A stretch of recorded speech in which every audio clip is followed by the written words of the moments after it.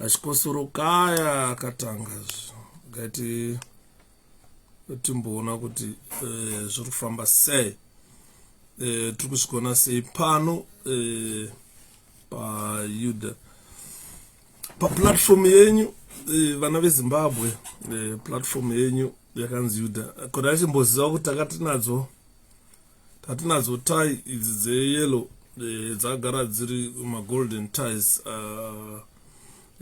Mama Patricia B ndokufonerai nhasi ndichingopedza timbotaura makadii maZimbabweans, vana veZimbabwe, makadii mese muri kumati mana enyika makadii ndopota ndichimwa muteuro naye gogwana Eden ndakasimba zviri sei.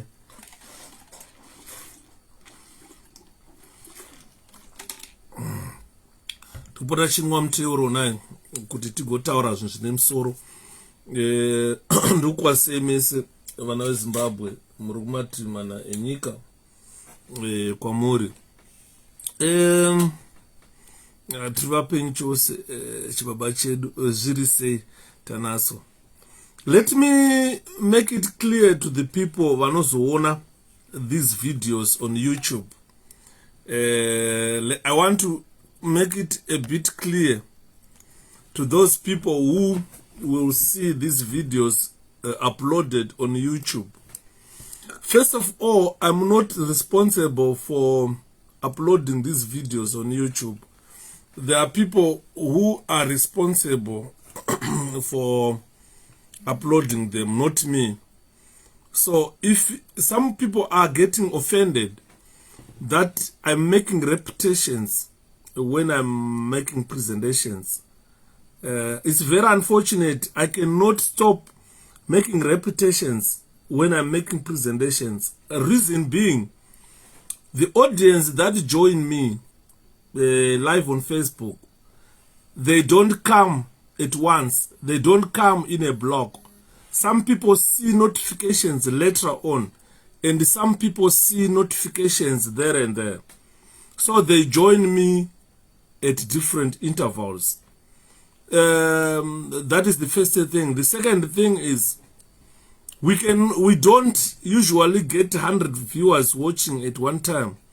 We can sometimes have 600 viewers watching, but they come at intervals, not at one go. So those who will watch delayed match, they get offended that you are repeating same things time and again. The reason why I repeat things time and again is to get my audience acquainted with the topic of the day. When I'm discussing about infiltration in CCC, already we've got 57 people watching, and this number can shoot to about 200, 300 people by the time we finish this presentation. So every person joining us would want to be acquainted with the topic of the day and where we have reached with our discussions. So it's very unfortunate that I am not going to stop updating people as they come in.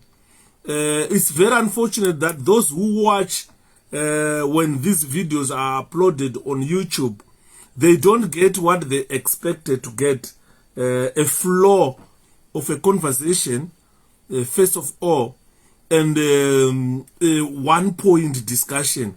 It won't come like that. So when I am making presentations, sometimes I put in some jokes, I bring in different topics just to make your brains not to get tired. But when you are watching this from YouTube, obviously your brains get tired because it is not a live presentation. This is a live presentation that will be uploaded to YouTube at a later stage.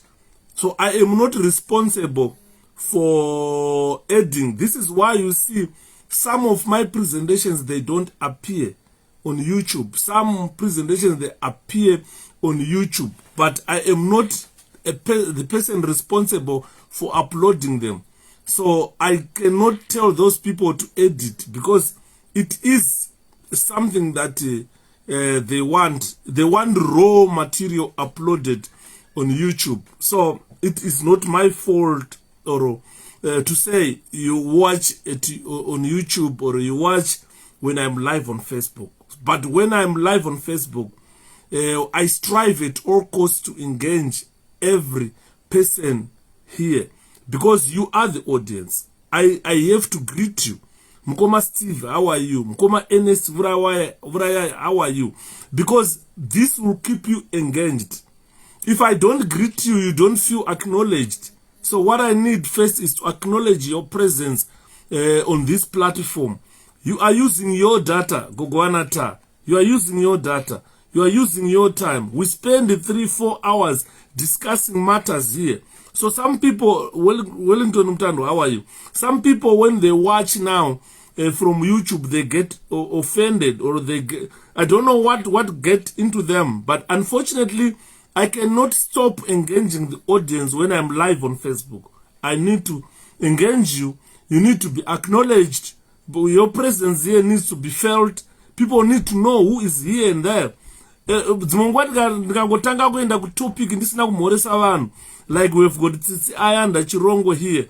I'm well Tsitsi. If I don't acknowledge or greet her, she doesn't feel like she's part of our platform, Traitors Mabika. So you are part of the platform.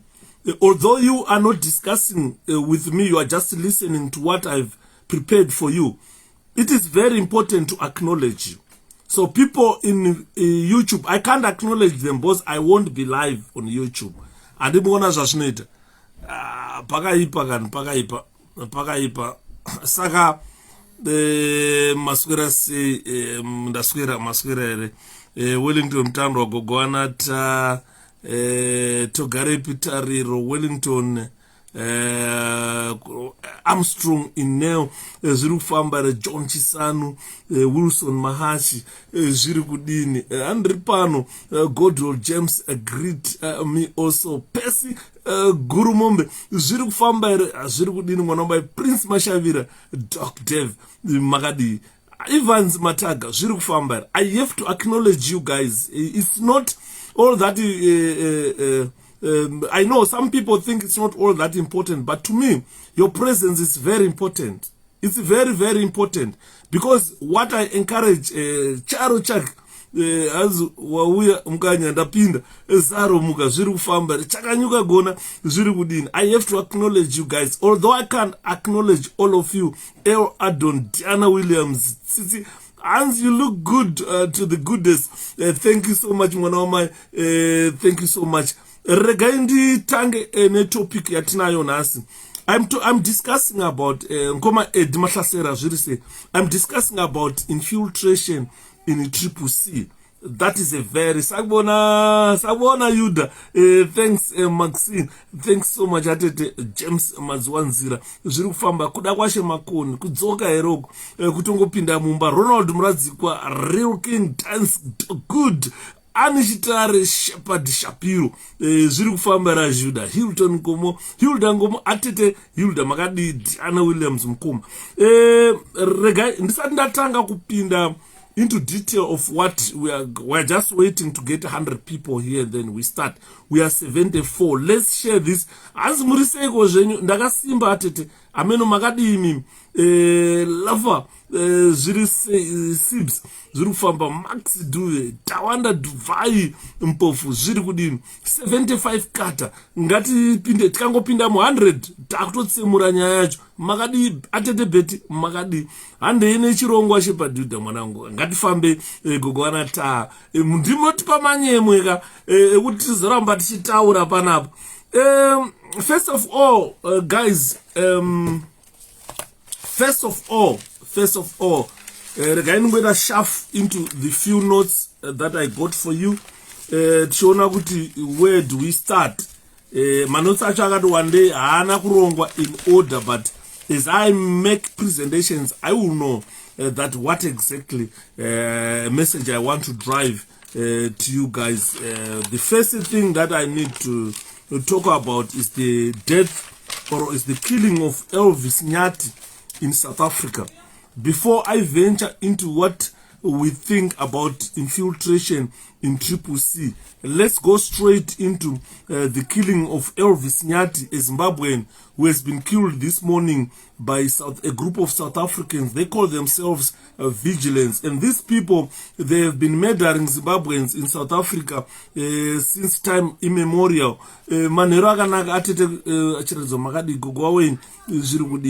What is the position of Zimbabwe government on atrocious committed against the citizens of Zimbabwe by South Africans? We must have a diplomatic intervention. Zimbabwe government, as a government of people, as they claim, must be intervening in trying to make people understand. We are demanding answers from Zimbabwe government. We know South Africa got its independence probably in 1994, which is recent. And for South Africa to gain that independence, we fought quite a lot for South Africa to get independence. So what is surprising is we are seeing people being barbecued in South Africa, people being killed and burnt in South Africa, something that is very un-African. You cannot cremate someone you have murdered.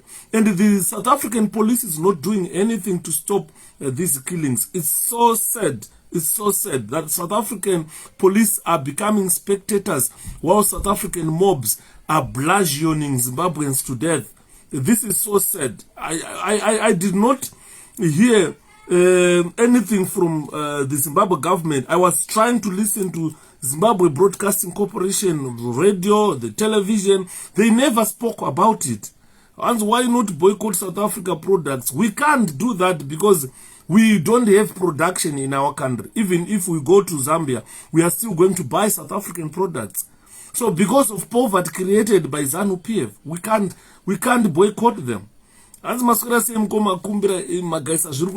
We can't boycott South African products. This is why you see South Africa has, SADC built a bridge that avoids Zimbabwe.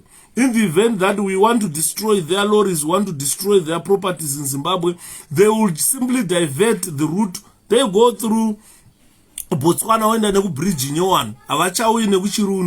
You understand? Saka, it does not help us. For us not to buy margarine from South Africa, for us not to buy cooking oil from South Africa, and the 𝗪𝗵𝗴𝗃 from South Africa, we will go and buy them in Zambia. So we can't boycott them in Zimbabwe because we don't have any means of production that will see us produce enough cooking oil for Zimbabweans, enough soap for Zimbabweans. We can't see televisions being produced in Zimbabwe for Zimbabweans. We don't have that prowess to produce for ourselves. Predict anzi yuda urise blaz ndakasimba mwana mai Tamari Chidume Martin Joseph zviri kufamba here. So that's the problem we have. If it was a European country witnessing such bludgeoning of its citizens, it will not end well. It will cause a war in Europe. Whatever the South Africans are doing, that will cause war in Europe. I am telling you. Let me tell you, South Africans, they don't care. To them it's life, but to us, we grew up without seeing this. So let's register to vote. So in Europe, if a German is bludgeoned like that in the United Kingdom, that will cause a diplomatic problem and probably an outbreak of war between two countries. Because what South Africans are doing are declaring war against Zimbabwe. And the Zimbabwe government is reluctant to accept the offer to fight South Africans on their ground. Because we cannot continue to watch while someone is promoting Dudula and go on to kill Zimbabweans. The people who are being killed, imagine someone will just knock at your door, drag you out, start to bludgeon you to death without even provocation, without anything. All the blood of Zimbabweans being shed in South Africa is Mnangagwa's fault, and surprisingly, he's very quiet about it. and he doesn't care. This is why I'm saying I was listening to ZBC, radio and television, both radio and television tonight. I heard nothing about it. But 𝗪𝗲𝗴𝗲 is a Zimbabwean who has been dragged out of his property and bludgeoned by South Africans without provocation. Just kungozvifambira kungomira apo nzitone passport. Munhu ari kubvunza passport is not a member of the South African police, is not a member of South African Defense Forces, is just an ordinary South African. Munhu ari kutoguta nemusombodhia ndiye anokumisa paroad okuponda. Mapurisa anouya opeta maoko ochitemwa ochipondwa. So that this is a diplomatic problem that has been created by South Africa. South Africans can kill a person now, that they will continue with their daily activities. Let's register to vote. Yeah, but that is not normal. As mkoma ida murise ikoko kuno South Africa kwaipa mkoma. Ndo zvandiri kutaura kiso ndarwadziwa mwana wamai chenyasha chera, how are you? Ndarwadziwa because I've seen the board of the late 𝗪𝗲𝗴𝗲. We don't deserve to die like that, ladies and gentlemen. Zimbabweans do not deserve to be killed like that. What crime have we committed? Guys, this akauraya Jesu here. Ngatimbonyaso discuss as Zimbabweans. Are we the people who murdered Jesus Christ? Why is it our country is not being Christian? Why is it wherever we go, ukauya kuno kuna na UK, unoona ndisinenge tichiba maZimbabweans. Kuno kwatipondwe, ndisinoba kuno. Ndisinoswa majeri, ndisinodeport. Ukaenda ku South Africa, ukaona pari kusungwa vanhu, pari kusungwa maZimbabweans vachinzi vakaita robbery. Vanhu vavakira, takaona muZimbabwe achinzi akauraya vakadzi 7 muSouth Africa. Achibva asungwa mukadzi mufesi ye ari kujeri kutaura kwatiri. Saka I don't understand what's the problem with us. Is it that the environment we grew up in Zimbabwe shaped whatever we do when we visit foreign countries? Ukauya muno mu UK, unongosvika uchinzwa unzanzi iwewe muZimbabwe nemukadzi weZimbabwe anokuripotera a fake rape, false rape, ndakarepwa neuyu mukadzi wekuZimbabwe. Munhu wakadanana naye muchirara mese muchita zvamunoita mese, mangwana anongomuka achienda kumapurisa unotaura kuti ndakarepwa nanhingi. Undoona munhu wekuZimbabwe akutosungwa akutoenda kujeri. Unonzwa achinzi akarepa mwana wangu, akutonyeperwa muZimbabwe, akutosungwa akuenda kujeri, akutodeport. Unoenda kuSouth Africa, ukaona pane armed robbery, maZimbabweans vazhinji vanenge vachiridza pfuti ipapo vosungwa, mwana urayiwa. Kana torohwa neXenophobia, maSouth Africans vanongopinda mudzimba vachizvuzvurudza, vachipwanya musoro, vachitipisa. I don't understand guys kuti chii chiri kumboitika kwatiri maZimbabweans. South Africans moyo yavo yakaoma, ndorwadziwa zvangu. Inhasi ndarwadziwa.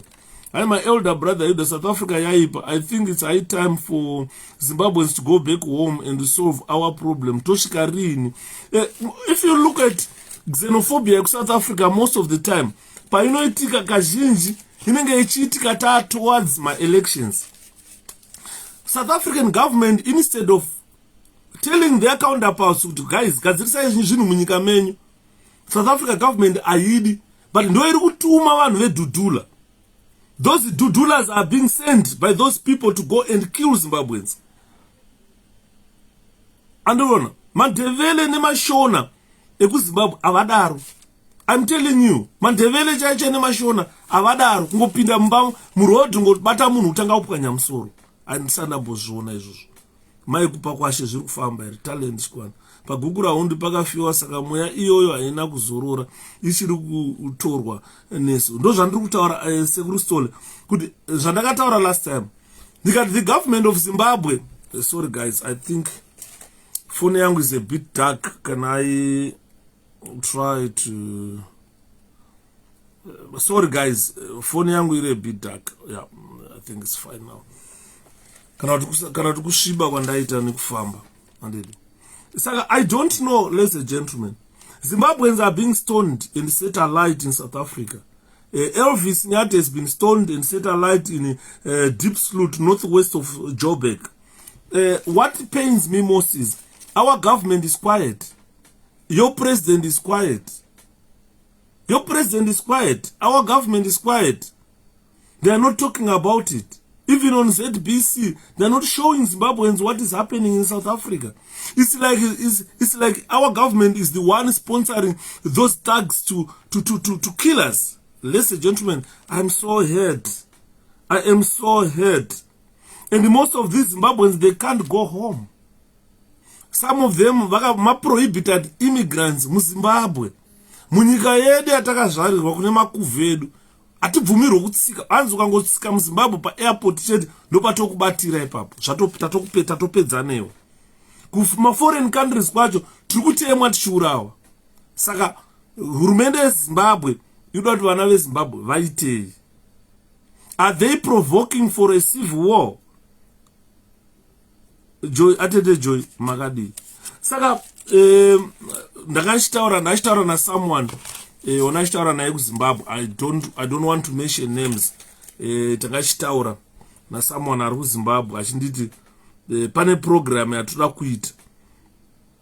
𝗪𝗿𝗱𝗲𝗪 atete.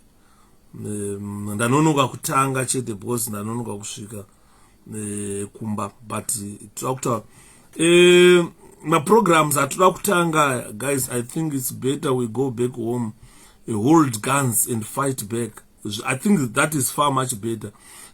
Pakaipa zvenyu ndosaka ndiri kutaura nchiti pane vanhu vandachitaura nawo andimona vari kutaura kuti hapana kusiri kufa, takatiza kufa kuZimbabwe andimona. Tasvika kwa South Africa, if you look at how many Zimbabweans killed in South Africa, probably we are more than Zimbabweans killed by Zimbabwe government. South Africans have killed more Zimbabweans than Zimbabwe government. Saka kutiza tichenda, we are like jumping from a frying pan into cooking fire. Because South Africa is a cooking fire. We are being roasted alive in South Africa.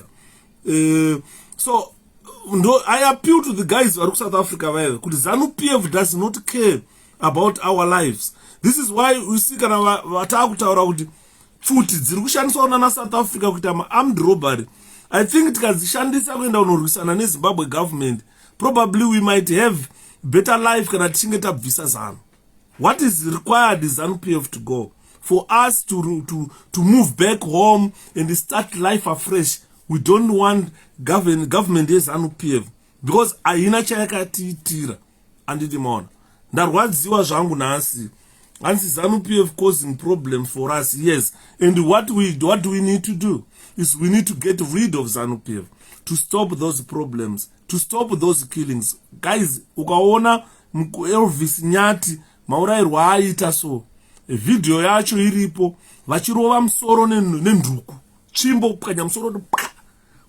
Vachipwanya musoro.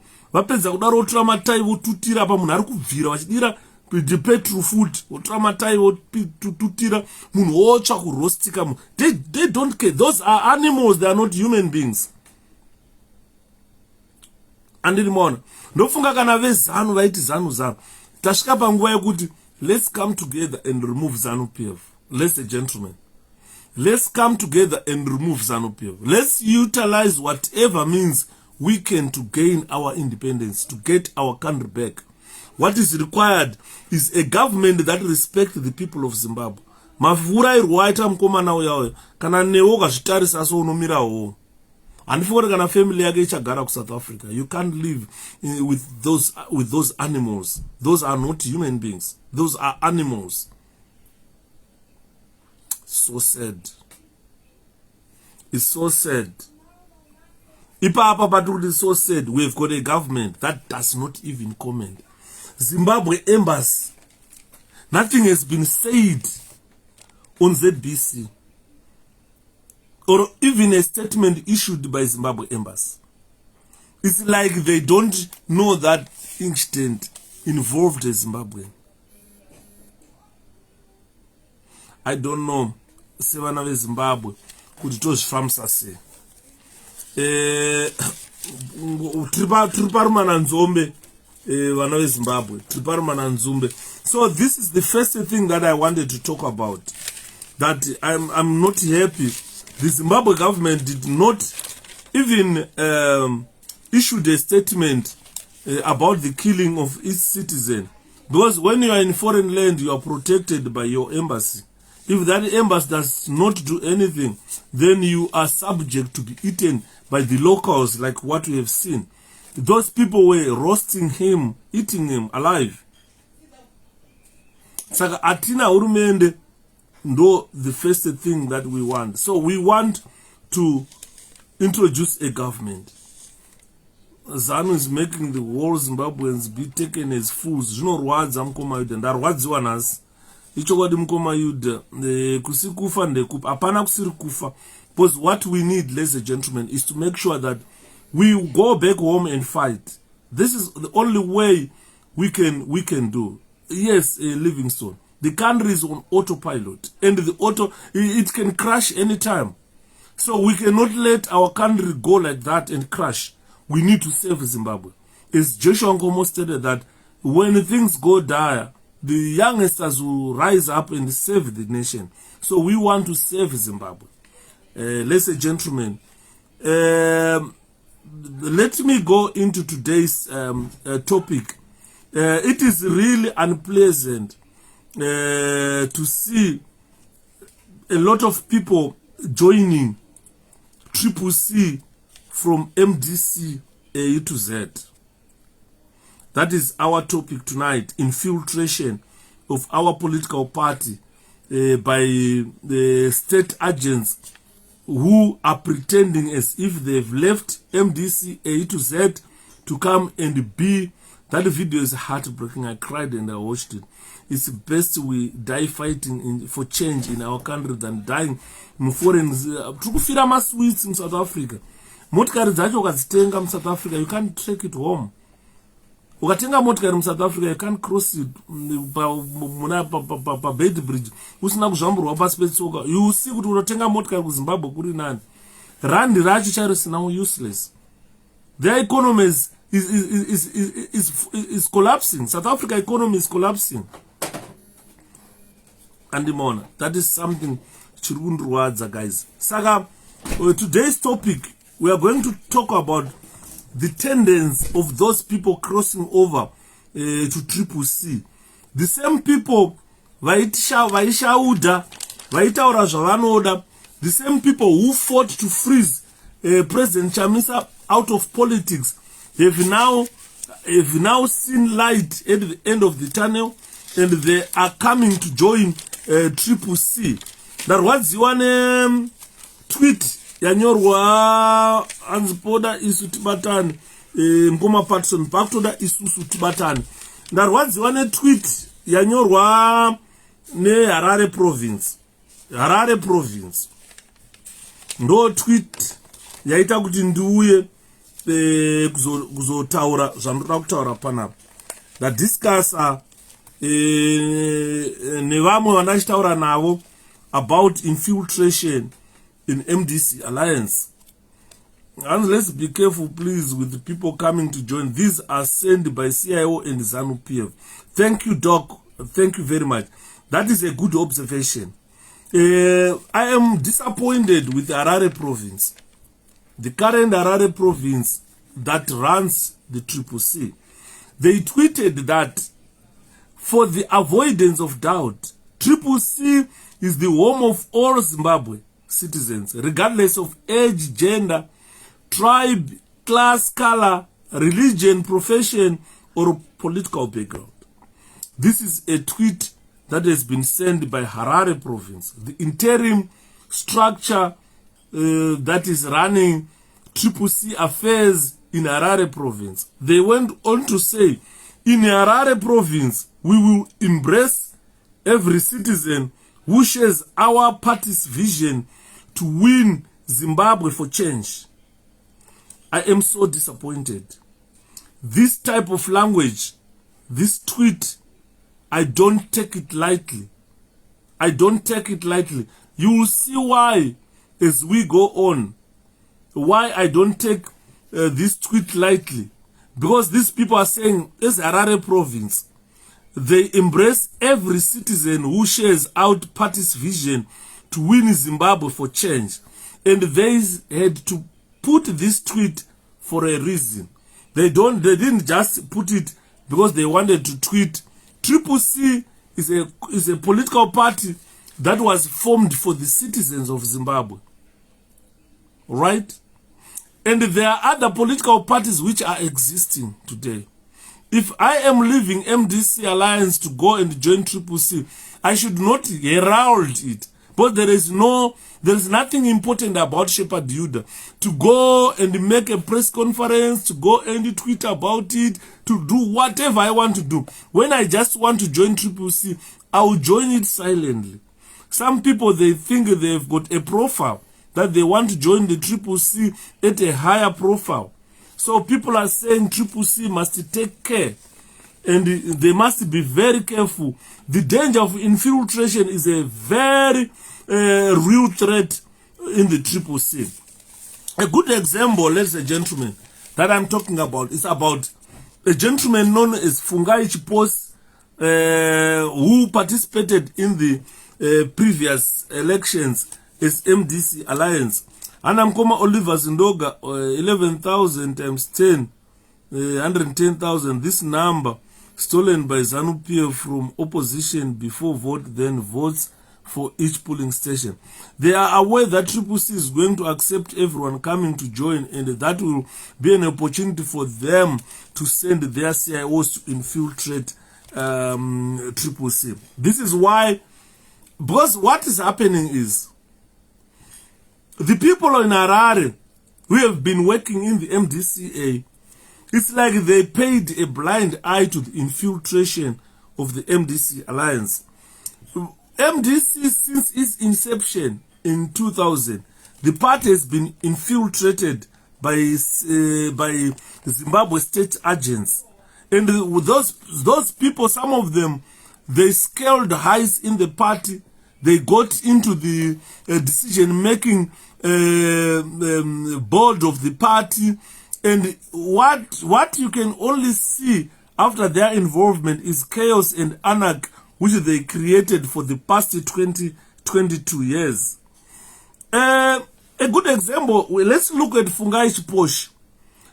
When President Nelson Chamisa was frozen out of politics, MDC Alliance and the state, including the state agents who were working in the MDC, who were in the structures of the MDC Alliance, they fought to freeze Chamisa out of politics. I think they must join us. Vangagare kumateres ativade leadership. 𝗓𝗏𝗄𝗃, this is what I'm saying. I'm going to talk about it. Even if they are in the terraces, these guys, they've got resources. They are state agents. They are being sponsored by ZANU-PF. And ZANU-PF has got a deep hand in the coffers of the state. Aipere mari ZANU. Inenge ichingoramba ichivabhadhara ichivapa. Kunyange vari outside, they will come and influence those inside and still cause this anarchy. What I'm saying here is from an intelligence script.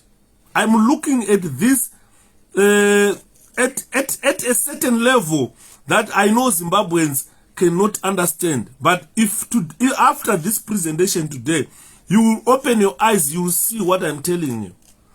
And that's good, brother. Embracing is not accommodating them into our structures. It doesn't matter whether they are outside your structures. You must understand how state agents operate. If you don't understand that, then we are going the same way MDC went. They might not be in the structures, but these are people with influence, with the resources, with the money, with everything that it takes to buy whoever is in the structures. And let them join. Kumateres more dangerous than when they're in the structures. I'm going to show you how. I'm going to tell you how and show you how. We must be very careful. We must be very, very careful. And they are nothing for now. Not that cheap, Martin. We are dealing with the trained, with the people who were trained in Russia, who were trained in Israel, people who were trained in America, Some were trained by the MI5 in England, in Britain. So you don't forget, we are dealing with trained people. We are not dealing with the civilians here. They might be civilians, but are civilians at a certain level of training which they enjoyed. Do you mean CCC top brass is incorruptible? This is what I am saying, that it's not incorruptible. You understand? Monies can exchange hand, goodies can exchange hand. Aimboziva kuti komi changa ari muCIO ndiani pano. Takatozonzwana nekubuda pachena akuti I was spying on this gentleman all along, and I spy achinopa information yacho kunani. We must learn from a past experience. If we don't learn from past experience, atenge tisatatanga politics wakomana. These people have fed. Remember, vanhu vakada sana Fungai Chiposi, vanhu vakada sana 𝗓𝗲𝗶𝗃𝗃, vanhu vakada sana anonzani chairman weHarare province wacho uya MDCA, vese vana Komich vacho, vese vana Komich vayo, vana Monzora. Those people have faded into insignificance. Get me right. Those people today, because they have faded into insignificance. What they are being used now is they are being used to sabotage Nelson Chamisa. Because Komich is insignificant in our politics, opposition politics today. Monzora is insignificant in our opposition politics today. These people have faded politically. They cannot resurrect their political careers from whatever they did against the people of Zimbabwe. A good example is the recalling of elected members of parliament. Do you think Monzora will ever revive his political career after recalling those members of parliament? Do you think Komich and Kupe will ever survive politically after recalling members of parliament who were elected by the people of Zimbabwe? This is why you see these people are punished by the people. These state agents are punished by the people. The problem with the Zimbabweans, when we talk about state agents, you only think about CIOs. Let's wake up. Let's wake up, guys. When we talk about state agents, we don't only talk about CIOs. We talk about even informers who are not even employed by the CIO. We talk about the police. We talk about the army. We talk about the military intelligence. We talk about the prisons. We talk about the Air Force. All those are state agents. They are state agents. So if we talk about state agents, and even ZANU-PF people, those youth militias are also state agents. So I know when we start talking about state agents, you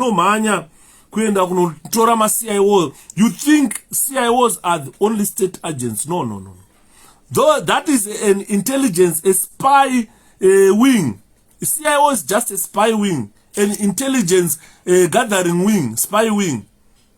Who can you won't be surprised not my CIO anogona kuari 10,000 chete munyika, but their influence is roped in about 2 million people, because this is a well-oiled state machinery. It's a well-oiled state machinery. Inopuwa zvese kuita zvese zvavanoda kuti vaite. Saka chinozonesa kune vanhu veZimbabwe, when we start talking about state machinery, you quickly jump to think we are talking about CIOs only. No. We are talking about state machinery. Saka problem yatinayo is this state machinery being sponsored by the state. It is just there to sabotage CCC and its president Nelson Chamisa. Strange fate of the MDC alliance A to Z. If you look at the fate of MDC A to Z, considering the infiltration that the party suffered, it removed all the heroic past of the party. It's no longer a political party that we used to say, in Rumchinja, your Rumchinja, we were proud of this part. And our heroic achievements of the past have all faded. This is the job of the state agents. This is the work of the state agents. MDC today has faded.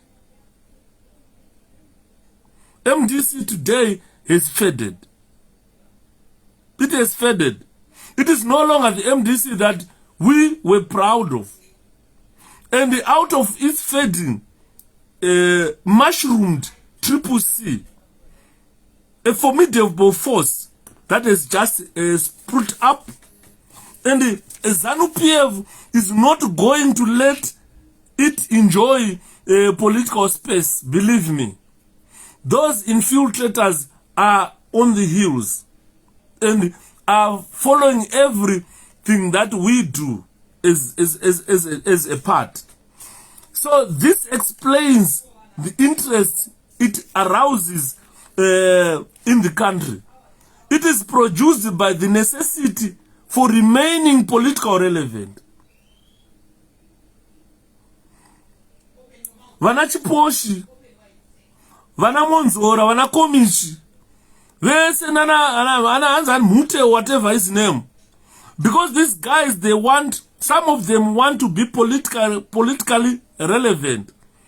This is why you see they go on Twitter, announce 𝗪𝗿𝗶𝗃, hey, vakusama yellow colors, vakuita zvakawanda.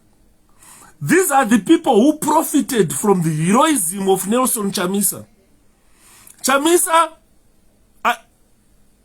unveiled himself to the people of Zimbabwe to say, I'm going to be your president. Please, can you vote for me?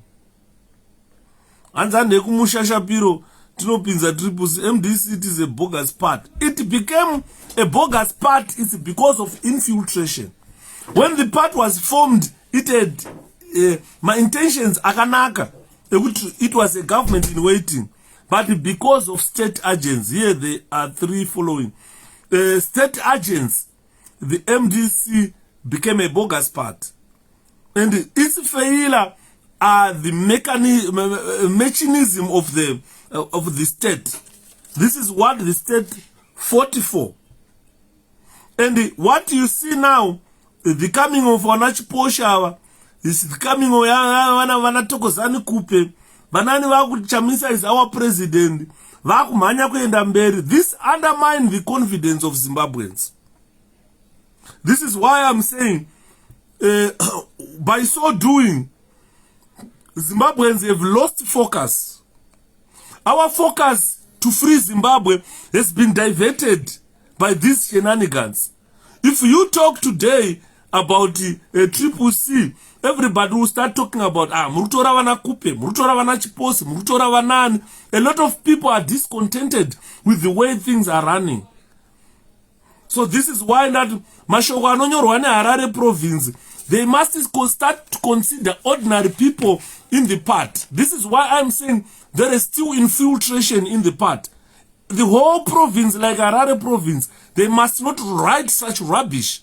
And this is when we start suspecting that even within their structures, there might be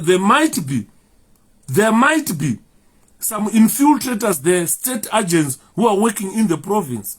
Because the way they quickly jumped to offer this statement, to accept the likes of Fungai Chiposi, raise our eyebrows of the people of Zimbabwe who are suffering in that country. Considering what Chiposhi was writing about our girls, Cecilia Chimbiri, Netsai and Joanna Mamombe. Chiposhi, whatever he was writing about the abduction of these girls, it makes him a permanent enemy of the CCC people. And guess what? It is going to be difficult to define who is CCC. It's not going to be difficult because we know each other. We know each other. We have been in these trenches since. And now you can tell now that one is not proper CCC. But what we need to avoid is pointing fingers, accusing other people of not being CCC. And Chiposhi and Kube, we don't need them. But the problem now is they are being accepted by all these dodgy structures which are working as our interim structures at the moment. Harare province issued this statement, tweeted this. 𝗪𝗵𝗃 Harare province interim structure tweeted this rubbish. The answer lies openly in the meaning of 𝗪𝗵𝗃 coalition. A coalition is a group consisting of people from different political or social groups who are cooperating to achieve particular aim. Now, with this type of infiltration, we will not achieve that political aim if we don't be very careful. ZANU-PF chaichayo yatokondesa inodzinga kuti atimudu inodzinga kuti atimudu andiona isusu sema citizens amungagari nemuroyi mumusha muchiziva kuti munhu muroyi azviite azviite kuti kagare chiziva kuti we are citizens of Zimbabwe. Ma-citizens of Zimbabwe ndosaka muchiona among us as Zimbabweans tinewo ma-citizens ari kujeri vakapara mhosva. Among us as ma-citizens tinadzo fambi dziri mumabhawa dziri kuhura zvinotyisa. Among us as citizens tine varoyi vatinawo, tine mhondi dzatinadzo. Amungagare nemhondi muziva kuti yakaponda nhingi motauri because we are citizens we want to aim a certain goal. No.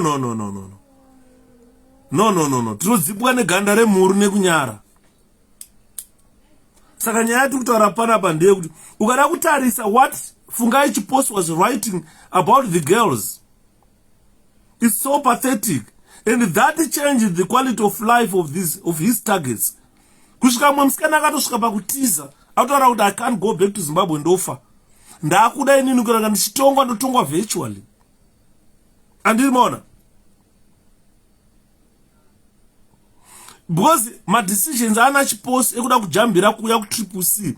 These are decisions, they are not proper decisions made consciously. This gentleman is just burnout.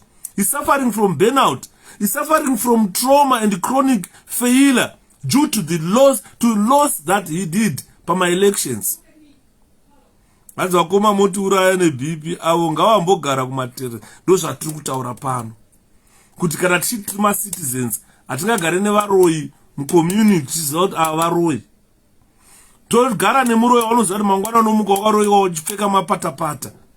Izvozvo zvatiri. Of course we are a coalition of citizens, but we must accept certain citizens and condemn certain citizens. Right now there are only two political parties, 𝗪𝗵𝗃 and ZANU-PF, and it's now clear. No way. It is drama he sent by ZANU-PF. You are talking facts. Ndo zvatiri kutaura mukoma Tarunga. Atingagare nemuroyi mumusha muchiziva kuti munhu muroyi. Hans, why not have a quiet word with them? The problem at a flow, you cannot have a quiet word when your structure is infiltrated. Honestly, this is an infiltrated Harare province structure issuing this statement. What do you think people can do? Can you go and sit with a state agent and say, Zvamanyora azviite? It doesn't make sense.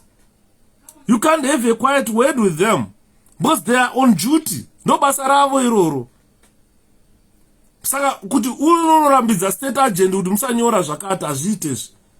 Vamwe vese might be against that, but someone within them has seen it fit to issue such a statement.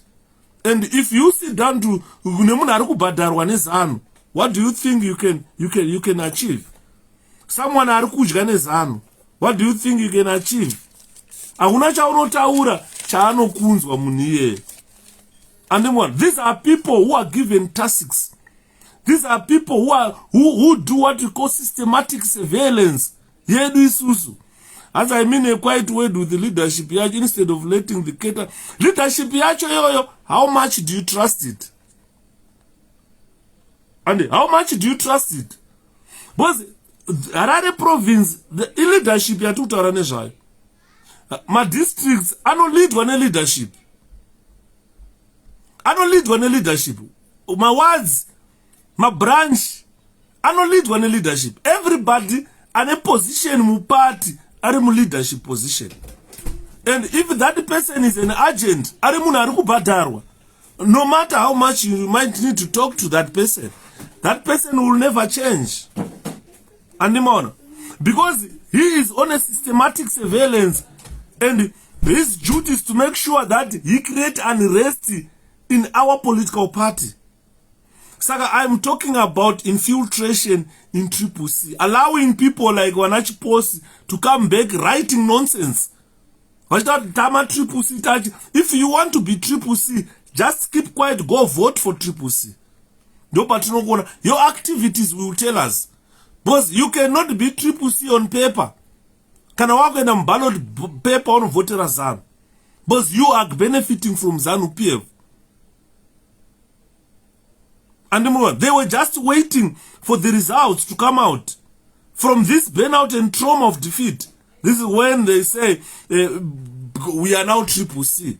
Why didn't they stop getting into that election, that MDC alliance, if they wanted to be CCC? But because the results are out, they've performed dismally. They've failed to perform. This is now they come to you and say, we are CCC. Obvious, these are state agents. We need to be very careful. We definitely need to be very careful. These are subjects who are bent to sow seeds of discontent.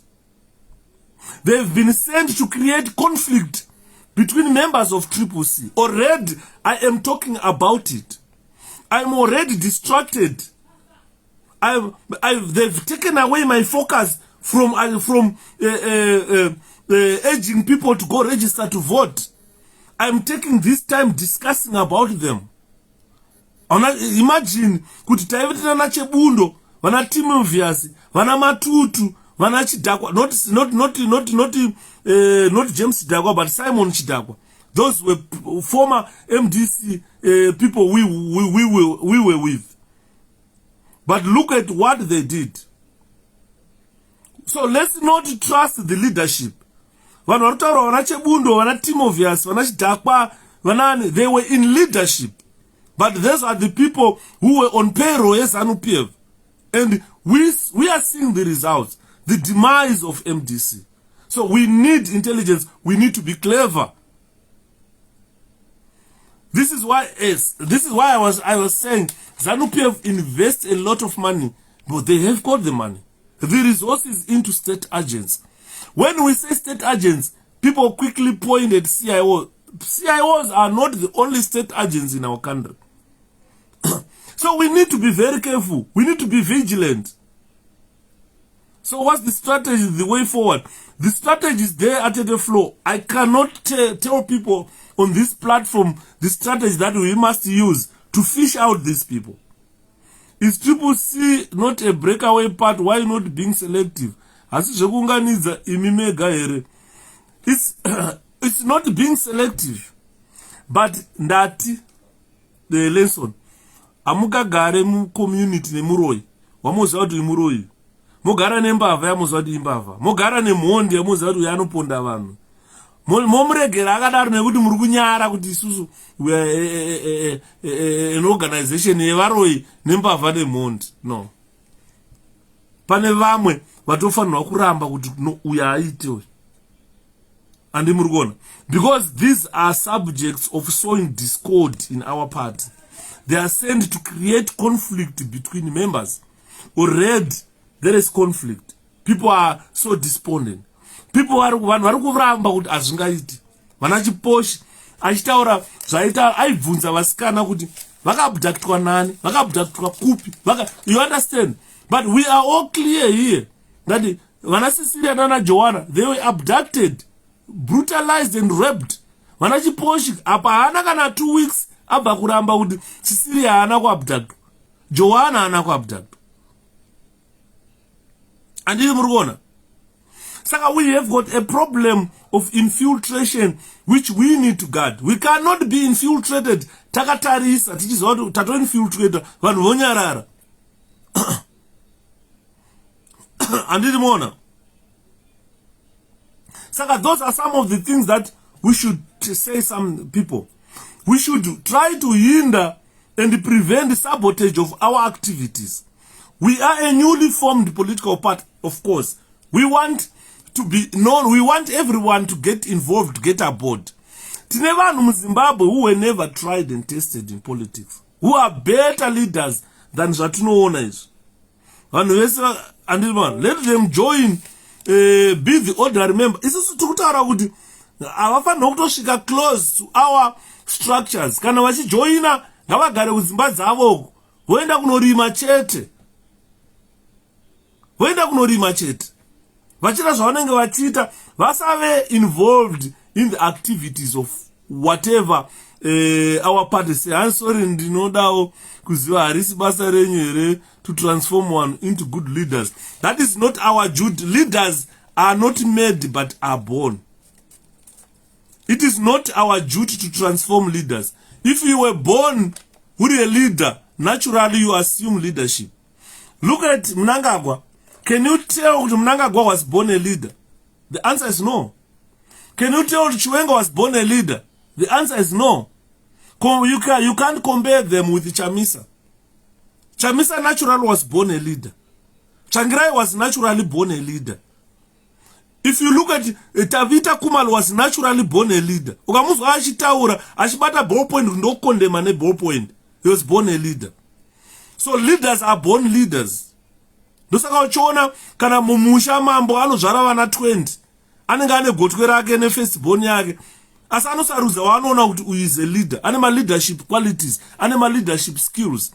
You cannot mold a person into a leader. Azviite. MDC na vana Komichi, they try to mold Douglas kuti ave a leader, but zvakaramba. You can't mold a leader. A leader is born a leader. Those people must never be given any position. We don't want them to campaign. Atitodi. Inini zvangu saShepherd ndiri kuti no.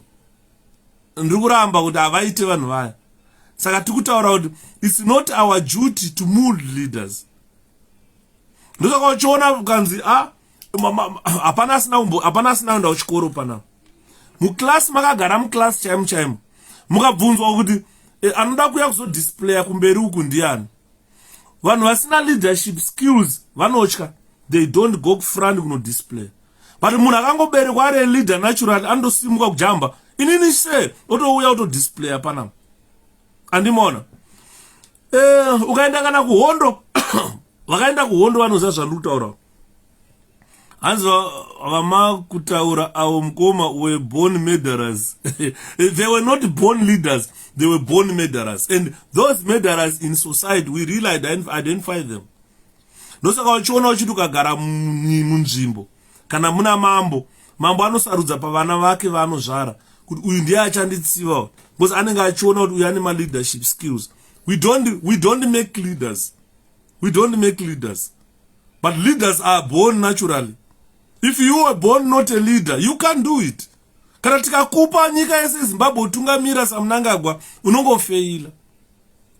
Let's meet kuma ballot boxes now vanhu ivavo exactly if ngavagarire kunovhota tinoona nema results. Andiri muri kuona. Because ukada kuona imboteererai munzwe kuti Thokozani Kupe akataura akati kwaakanovhota iye nevana vake they got zeros. Akavhotera chii? When you are paid, obvious your ex goes on ZANU-PF. But iwewe nevana vako mukanovhota 𝗪𝗵𝗵𝗆 nevana vake vonovhotera 𝗪𝗵𝗵𝗆 pa polling station pobuda pane mazero mavhoterani. Food for thought. Andimuzwa nyaya tikutaura. Saka what we need to avoid is sabotage of our new child, our party. Yuda Nation madi apo vauze mudara ngaiti vataurire mukomadhiro. Iyi nyaya ndiri kutaura nhasi paunopedza panapa unenge wane insight into what is intelligence. Nyaya ndiri kutaura pano ine chekuita neintelligence yemuZimbabwe. Andimunzwa nyaya tiri kutaura. Because what we need to avoid is sabotage of our activities as we move towards 2023 election, which we have already pocketed. Election at 2023, we have already pocketed that election. If we don't be careful, we will dismantle our victory.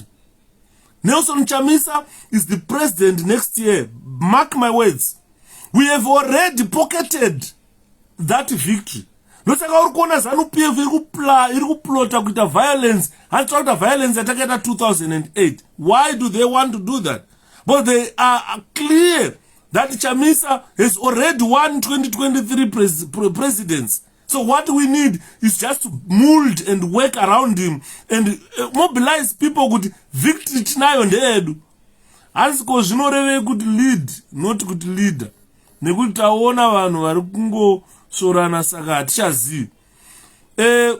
Zvazvoreva kuti lead, zvoreva kuti tungamira.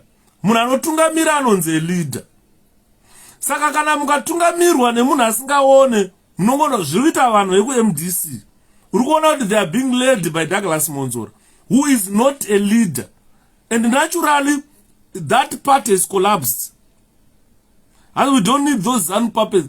These are just not puppets, but these are infiltrators, people who are benefiting from ZANU-PF, who are being given something. You understand? Because what they are just doing is these are people who have agreed to be used by ZANU-PF, people who have taken tasks before. This is why ndikutaura tisanyara. Ini mudhara Yuda, I am ready kudzosera kana vakatanga noise iyoyo. Munhu wese this time koma Crispin chinovhondoka. Saka tiri kutaura kuti these people we are pointing here are people who have taken tasks before, are people who have agreed before to be used by ZANU-PF, are people who are now fighting to divert CCC into harmful activities. Because once they come, no one initiate my programs. Vachitaura never within my structures. At the end, we go into harmful activities and we will be a condemned political party. And they have spread rumors before regarding our political views. They have attacked Chamisa before regarding Chamisa's political views. They have condemned all those people who formed CCC. Ukaenda pa internet ma videos au aripo akoma now. Nevasikana vacho vese vachikondema kuti hanzi Chamisa waya former CCC aringoda chete kuuraya bato raMorgan Tsvangirai, which is not true. These people, they fought to freeze Chamisa out of politics. Vakataura kuti Chamisa is not allowed to contest HICC conference. They expelled Chamisa kunyango vasina kumpa tsamba. They expelled him. Monzora kabuda itaura Chamisa abvumirwe kukontesta CCC president, I mean who MDC president, HICC. Vakatakurana nana kupe nana komichi nana mdzuri, vakanovharirana vakatanga kurovana imomuya. Vakati Chamisa hatimudi, vana huenda hativade, vana bhondo hativade. But aitaura kwangu guys, if you don't know politics, but aizvandiri kutaura izvo. Critically analyze what I'm telling you here. You guys must learn a lot of things from here. Ukanzwa mamo, ndakaona imwe mfambi imwe yechikadzi yanga ine tsvina ichitonhuwa ichitaura kuti Chamisa uda kuuraya bato ndikati Chamisa wamakabhana kuti haupinde kuHICC, hauconteste upresident. Mukacreatana ndopa munoona kuti they were scared of a leader. Vakacreata kagrupu kavo vakaenda kuHICC vakavhoterana ikoko. All those who lost kuGweru Congress came there and contested ikoko. Zvikatanga kukiyana zvikarovana. Hanzi mukoma go deeper nekutsanangura the role leadership, toda constructive politics kwete kungosorana. Those are true tichitaura pano shomanini. Let us mobilize kumamisha guys. Nguva yapera ukarera nyoka ukayera negavi inokuruma. Ndo chokwadi ichocho. Kurera imbwa nemukaka inofuma yokuruma. Saka muri kuona kuti security ya Chamisa haindifadzi nevideo yamakanda makuseni. Video mukoma tawanda. Security yedu was high alert. Yanga iripa high alert. Those are some of the people watiri kutaura panapa.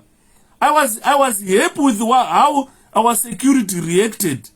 Kuti nosati munhu aiuya nehembe white achimanya anga ane banga mfesa ida kuuraya president Chamisa. but security yakareacta quickly ikamubata. Ndo pamunoona kuti we have got a very alert security. And vakomana vayo, we should give them a round of applause, guys. It's not easy zvazve. Anditi mona. Saka nyaya tikutaura ndeyekuti vanhu ava vari kuuya vachibva kunana MDCA yavo. Vari kuuya, they are the same people who used to spread rumors regarding our political views. They were the same people who were fighting to freeze Chamisa out of politics. Obviously, they will start to gain our information to try to incapacitate our political party. CCC, tikasave very careful, will be incapacitated by these people. We will be sabotaged. Our activities will be sabotaged. Don't forget that their duties are, they want to play a role. We played a role in this, so they want to know who plays this role. Because once you are outside CCC, you won't be able to know what the role Wende plays, what the role Bondo plays, what the role President Chamisa plays. But when you go close to those people, when you infiltrate them, when you work within them, you definitely know their roles, what role these guys play. You will know who fulfills what. But this is the information that anachiposh zavari kuinga kuzotora izvi. Anofulfilla this kind of task ndiani, anofulfilla that kind of task ndiani. Ndosaka manje achitaura kuti they are even dangerous when they are close our structures and close our leadership. These are not people vatinofanira kuentertain at all. We must never entertain these people at all, because what they are simply coming for is just to check what role does this guy play, who fulfills this task, and who fulfills that kind of task. And more. And they are trying to check on what type of relationship within the CCC leadership. Because once they see a loophole in there, then they sabotage any activities that we do. Ndopa unoona ukaenda pa Twitter, panobuda pachinzi Wende azotaura zvakati, Wende azotuka vana ningi.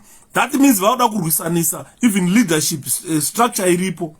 Ndo basa ravo vakomana kwana vachinyora, vanenge vachinyora Wende azoita zvakati, Bondo azoti zvakati, 𝗧𝗿𝗱𝗲𝗄 azoti zvakati, 𝗧𝗵𝗍𝗃 ati zvakati. A good example of their shenanigans. Ndakanzwa vachitanga kutaura kuti why was 𝗧𝗵𝗍𝗃 not recalled from parliament? They were the same people who were writing this. Vanachiposha. Say 𝗧𝗵𝗍𝗃 asina kurecalliwa in parliament. 𝗧𝗵𝗍𝗃 is an infiltrator ku CCC. Say James Chidakwa asina kurecalliwa ku parliament.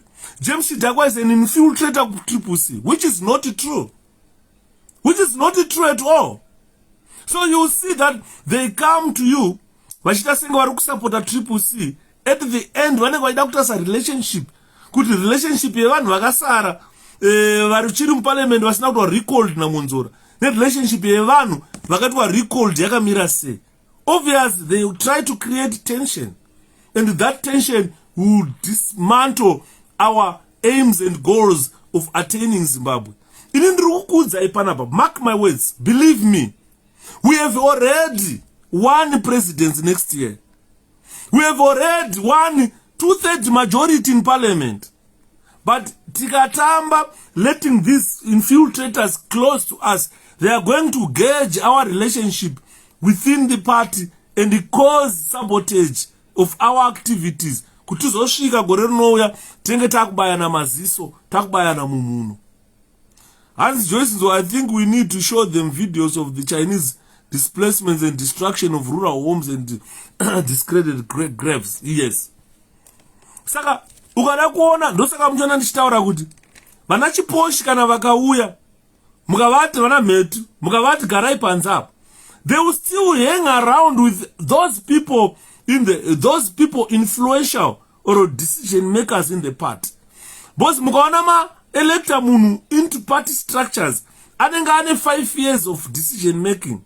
And these people, they will come close to that person and hangs around with that person to try and influence decisions to go his way.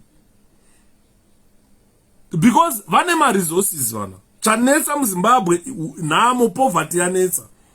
𝗓𝗵𝗿 kana asina motikari. Ndovingwa inini kuti pane decision eda kuti yakati 𝗓𝗵𝗿 tokupa motikari.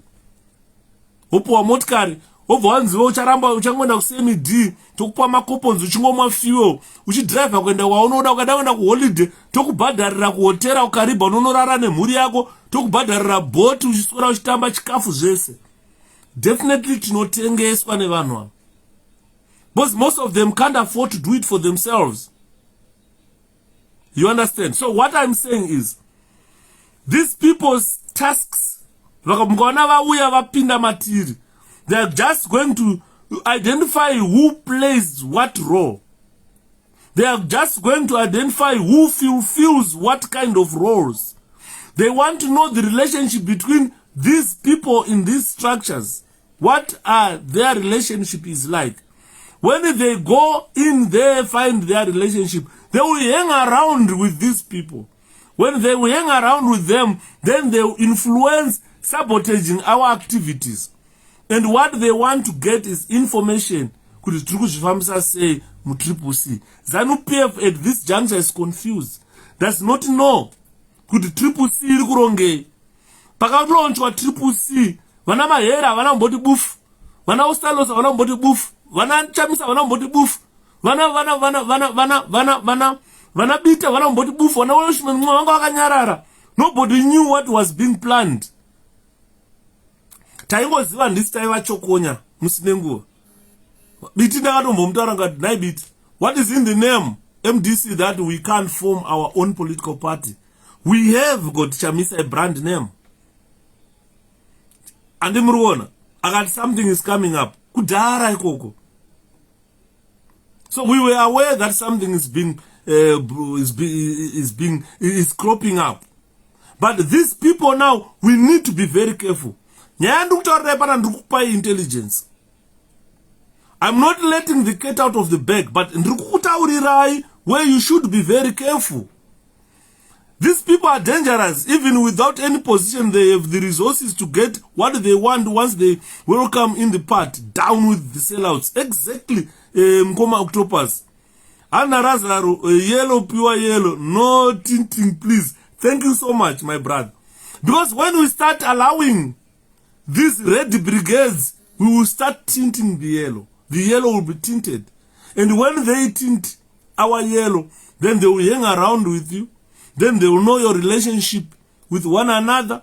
Then they know who does this and who does that. And whose role is your role. They know who is influential in the party. Then they've got the resources to compromise you. Musaka tikutaura kana vachiuya vachizvita 𝗓𝗵𝗃 ngavasazviherald ngavagare uko. Vombosiya vamwe vanhu vomhanya neTRIPC kusvika tapedza ma-elections. Patopedza ma-elections edu, we will still treat you with caution. This is why you see, muZANU-PF ukadzingwa nhasi, ukadzoka nhasi muZANU-PF hausvika uchipuwa chigaro. Unogara for 5 years or so usati watanga kunzwikwa kana kutaura kana kuti bufu. Andi muri kunzwa. No policy yawenda kuZANU. Ukanzwa vese vanodzingwa kuZANU vaya vakadzoka. Anda vana Lilian Timovius, a good example. Vana Blessing Chebundo, you will never see them. You will never see them being leaders in ZANU-PF probably in next 5 years. And 𝗓𝗵𝗿, with such information you have, you need to inform our leaders. Mkoma Bright, my leaders achatutaura nezvavo iwayo. They might be compromised. Because kada kumupa such information akuti ndiwani. Because we are not near them. You try to mfonera out guys, ngwarirai pakati pakana kubvunza, who are you? Who are you? Probably I'm talking to a compromised leader arikutobhadharwa neZANU. Uri kana ndataura naye anondibvunza kuti ndiwani iwe. Mwandokata phone, mungondomsendera message akureply. Can they join as card holders quietly? We have no obligation to pamper them. Exactly, Ninja. This is what I'm saying here. Kuti kana ndichida kujoina, kana mukazwa ndaenda nojoina ZANU-PF, kana 𝗓𝗵𝗿 ajoina ZANU-PF, Honestly, why should I write it on Twitter, on WhatsApp, on Facebook, and join ZANU? What is special about 𝗓𝗵𝗿𝗆 joining ZANU-PF? What's special about 𝗓𝗵𝗆𝗁 joining 𝗏𝗏𝐶?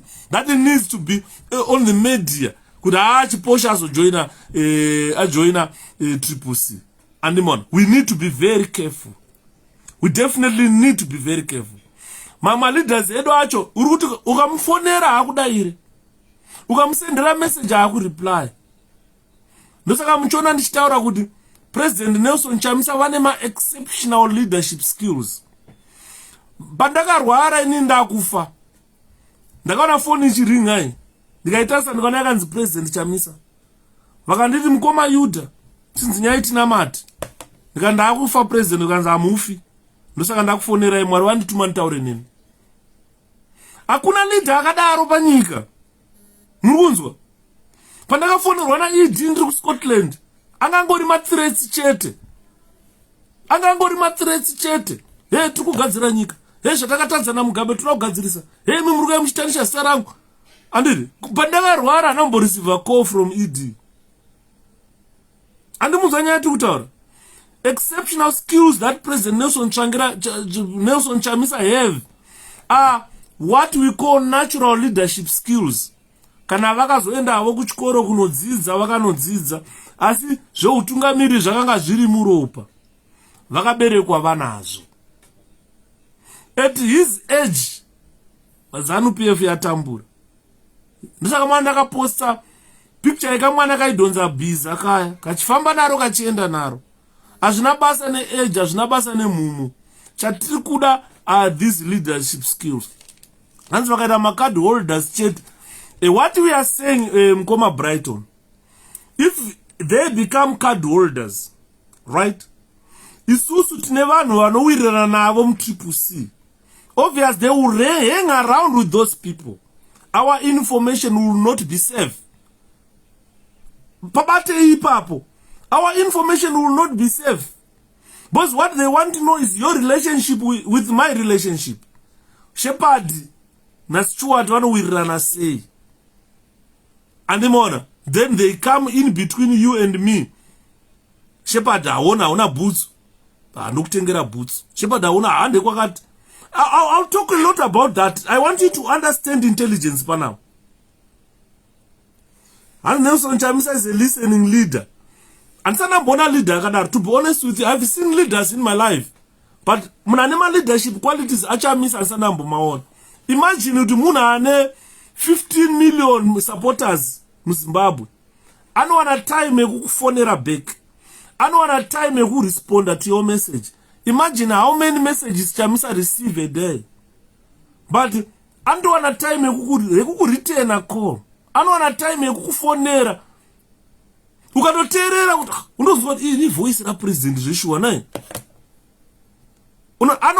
Anoratidza munhu we, anokoshesa munhu wese. Unoita kunge wakosha.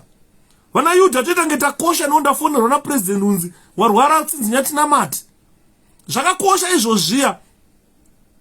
Asi Yuda ndikugara mukutya kuno kwabereka ngwena. Kwakaipa mwana wamai ndanzwa kudaro. Andimona Chamisa ndakanzwa kana mbuya vaye President Chamisa vakaenda kunopa mbuya vaye masofa ekugarira. Maybe drop Nero a message about your concerns. Atete flow. Kana ndikasenda ma concerns angu kuna President Nelson Chamisa. Tikada kuti afighte vanhu ava ega. Antu mangwana tengeta kunzi Chamisa is a dictator. It's your duty, my sister Flo. It's 𝗓𝗵𝗿𝗆𝗆's duty. It's 𝗓𝗵𝗵𝗆𝗆𝗆's duty to fight these infiltrators. We cannot tell President Chamisa to fight them alone. Zvakafanana nepatakahwina 2008 election. MaZimbabweans vakasiya Tsvangirai vakamuti Tsvangirai tahwina enda kuState House. We were supposed to have taken Tsvangirai kumacha naye kumuperekedza notora makiye State House. But vanhu takatya. Tikasira Tsvangirai ega kuti chirwa hondo yako wega. This fight andikutaura ekuvhara ma-infiltrators is our fight as citizens of a country. Your duty is to keep an eye on infiltrators. Totaura kuti Ninguyo is an infiltrator. Yo Ninguyo is a todzana. Tichiudzana. Kuti muri kumuona sei Ningi? How do we fight them? Isu zve-intelligence hatizvizivi. Ndo zvandiri kukudzidzisai nhasi atete flow. Zvandiri kutiteererai zvandiri kukudzai nhasi. Kuti our duty is to see. Ukangoona munhu ari kuuya achitamba padhuze newe, achida kuziva kuti chii chaunoita mukurarama kwako, achida kuziva ukama hwako naShepherd, achida kuziva kuti ada kungohenga around newe zvisinganzwisisike zviye, achikushawa nemaprizes. Uchiti ukagara nokudzwa motikari chaiyo unouya kuzomwa fiwo, ndokudirira fiwo mahara, ndokuitira zvakati. Be wary of that person. Andi muri kunzwa? Be wary of that person. Be wary of that person. Inini ndokasira kuona kuti zvinhu mamiro road yati zviri kufamba nazvo sekuona kwandaita kwandipa nduye live nhasi. Ndichitaura nyaya yeinfiltration toda kuonesana. Hanzi mukomana anova avongava gare nepati yavo. We are not saying they must not vote for us. Kana vakaenda vakati chinja maitiro chinja hezvoko bwa variko musi wekuvhota vovhotera 𝗏𝗏𝐶. Hatina problem navo. Bosi vakatoramba vari mu-CCC macho, vakatoramba vari mu-MDC macho, asi vari ma-CCC, tinenge tine upper hand isusu. Notechiziva zviri kurongwa. Andimaona. But vakauya vese vakatiza ikoko vakaungana kwatiri. Isiri kuvada kuvhota chete. Hatisi kuvada kuti vafambe vakapfeka 𝗏𝗏𝐶 zvatakaona mbuya kupe vakaita. Ndakataurira vanhu ndikati no matter what, ZANU-PF will never vote 𝗏𝗏𝐶. Ndiri kutaurira inini. ZANU-PF will never vote 𝗏𝗏𝐶. The hatred that she has with President Chamisa. Monzora will never vote 𝗏𝗏𝐶. Komichi will never vote 𝗏𝗏𝐶. Vanhu vakacreata hatred yavo vega vachivenga munhu asingavavengi. Hanzi mukoma Yuda add me back to live. Mukoma Phineas live stream yakazarisa, but pane 𝗏𝗏𝐶, new generation for change 𝗏𝗏𝐶. Kuri kufaya ikoko. Just give me your number next, then ndokuedha ku new generation. Kwakuda kutozara futi. Boss hatisi kumira. Tiri kuisa vanhu vatoziva kuti vari kumobilize vanhu. Tokati vanhu vavhotere vaChamisa. Saka zvandiri kutaura panapa izvozvo ngazvive mupfungwa dzenyu, zvibate zvinhu zviri so important. Because when these people come from 𝗏𝗏𝐶, they will try to become trusted within our party. And when they are trusted within our party, ndopa vanenge vane mukana wekuda kubata vachitora information vachinopa ZANU-PF. Andi muri kuzwa nyaya kutaura. Because remember, ZANU-PF payakatanga kutaura nezve-MDC, isai kuinbox ndara. Pamaisa apa munoteerwa nemakwano asina kumira zvakanaka. Anyway, ndichaitora ipapa. Remember when vana Monzora pavakatanga madisinyongoro hanzi true, we should develop another extra sense of suspicion to detect. Yes, it's not our president's duty. It's our duty as 𝗏𝗏𝐶. We are citizens. We are ordinary supporters of the party. Basa redu ndere kuona vanhu ivavo. Andi muri kuona. Ukada kutarisa pakatanga Komichi naMonzora kuti vafreeze Chamisa out of politics, kuti ivo vaende mberi, varambe tiri a permanent opposite. Because what Komichi and Monzora were fighting is to remain permanent opposition in our country. We know we are a government in waiting. 𝗏𝗏𝐶 is a government in waiting. And we have known that we are a government in waiting since Tsvangirai was there. But because pakazoyama infiltrators, people who benefit from ZANU-PF, they fought for 𝗏𝗏𝐶, they fought for MDC alliance or MDC to be a permanent opposition in our country. ZANU-PF ichitaura never in 1,000 years, or MDC will never be government of this country. Even Mugabe stated that MDC will never be a government of this country, because he knew that amongst the MDC maive nevanhu vake vaibhadhara Mugabe vachimupa information. Saka iyo nyaya yekuti tive permanent opposition ndo nyaya yakarambwa na President Nelson Chamisa, ndo nyaya yakarambwa na President 𝗪𝗿𝗱𝗲𝗄𝗎, ndo nyaya yakarambwa na President 𝗓𝗏𝗍𝗍𝗍, ndo nyaya yakarambwa na 𝗪𝗿𝗶𝗲𝗍𝗍. Ndosaka muri kuona imimi isaifunga kuti kati 𝗪𝗿𝗱𝗲𝗄𝗎 anopenga. At one time tikati 𝗪𝗿𝗱𝗲𝗄𝗎 musiyaiwo.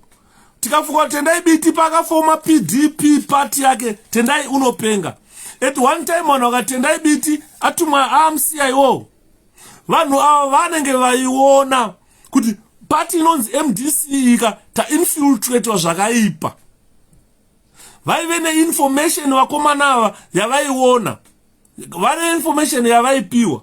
Ndosaka muri kuona vanga vapatsanuka vati harigai tinozviitira because takutoita permanent opposition isida kutonga nyika. Andi muri kuona. Saka ndofunga pavakagara pasi naMudhara Tsvangirai vakamuonesa kuti Mudhara tinogona kuya, tinogona kuita chinhu chimwe chete. Asi dambudziko redu nderekuti tinenge tave permanent opposition in this country, of which my prospects of running this country are slim considering vanhu ava tinavo mupati.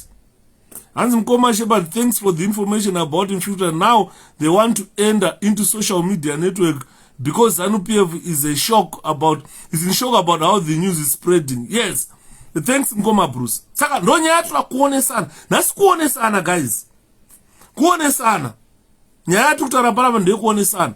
Because ukada kuona kuti vakatanga mwanzo rakatanga kukampenerwa nana Matemandada, vana 𝗓𝗏𝗴𝗏, vana Emerson Mnangagwa, ndo vakatanga vana Mugwadi, ndo vanhu vakatanga kukampenera Munzura kuti aite president weMDCT.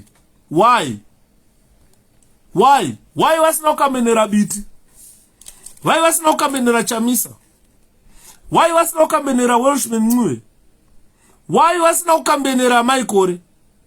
But ZANU-PF yakatanga kukampenera vana Mugwadi vakatanga kukampenera Munzora kuti hanzi Munzora is a patriotic opposition. To them, ZANU-PF wanted someone who appealed to be patriotic. They wanted someone who they can give cash or material rewards. A very good example, mari yakashandirwa navachamisa MPs yakatorwa ikadyiwa naMunzura. He was given cash neZANU-PF. He was given material awards neZANU rewards. Harvest house yakanotorwa nemasoja nemapurisa. Let's open our eyes and see. Ndo vanhu vakasara vachihengana nana chiposi ava. Vana Mhetu ndo vanhu vakasara vachihengana navo. Kamupana kaike kuti batai mukomana uyo ndo kakasara kachihenga nevanhu ivava. ZANU-PF yaitika vatarisa yobva yataura kuti avo ndo the patriotic opposition. We want a patriotic opposition in this country. So we were sold out to be a permanent opposition in that country. Zvanga zviri mumaziso aPresident Chamisa, zvanga zviri mumaziso aNahwende. Vana Bhondo vaizviona izvi. Vakomana vaya vakati hazvichaiti izvi. Why should we cling to MDC kana taa a permanent opposition? Why can't we go a separate way and form a formidable force? That is a government in waiting. CCC is a government in waiting. So you will find that our colleagues we left in MDC alliance, they appealed to be patriotic to ZANU-PF. They got cash, they got material rewards, they went on to blackmail us as puppets of the West. A good example, look at vana Obet Gutu. Today kana achinyora vana Matutu, vana Simon Chidakwa, they accuse us as puppet of the West. They say they wasted their time as members of the puppet of the West. But if they have never told ZANU-PF how we are puppets, they never told ZANU-PF if they have been to America, got signed monies, got what, they don't say it out. The other day, ZANU-PF are taken for fools, Nana Obet Gutu. Because they have got no information. They were just there as position holders, but with no influence in the party. And they are just fooling ZANU-PF to get a little bit of material gains that they want. And these were just infiltrators in MDC. Zvinhu zvaionekwa navana Chamisa, zvinhu zvaionekwa nana 𝗓𝗏𝗏𝗳𝗏, zvinhu zvaionekwa nana Biti. Izvozvo kuti 𝗪𝗿𝗏𝗃𝗃 has been compromised, 𝗪𝗏𝗃𝗃 has been infiltrated. Taakutosara ta a permanent opposition in the country.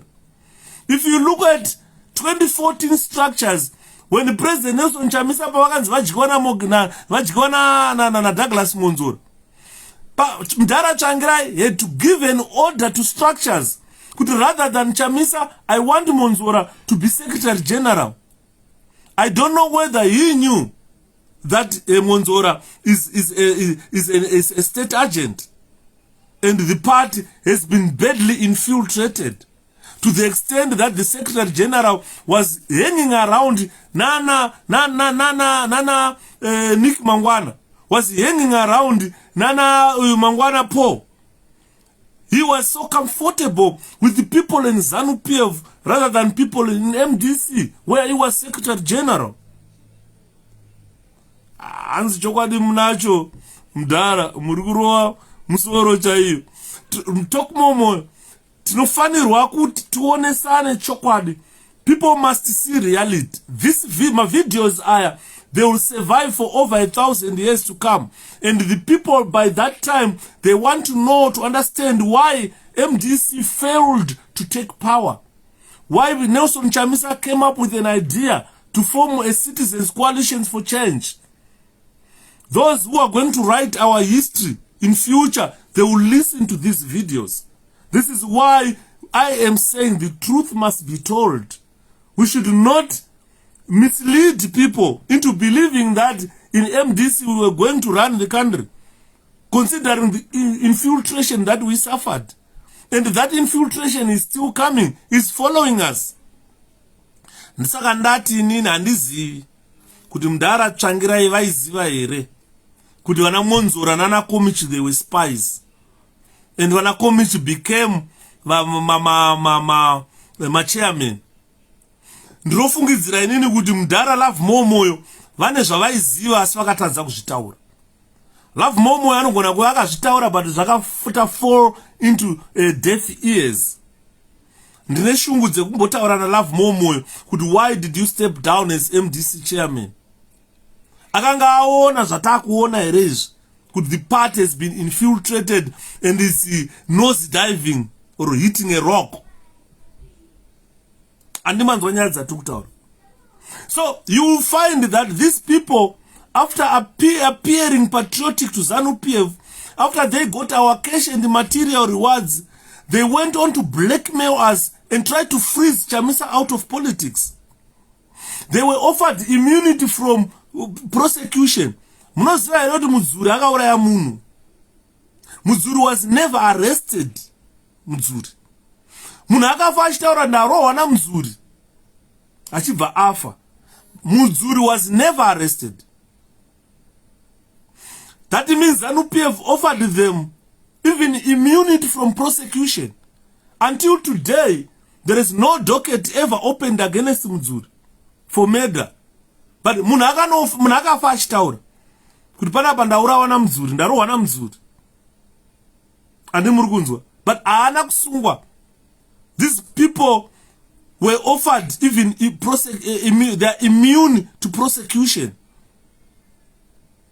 𝗪𝗏𝗃𝗃𝗃, thank you so much Mkoma Benji. Mudzuri killed someone.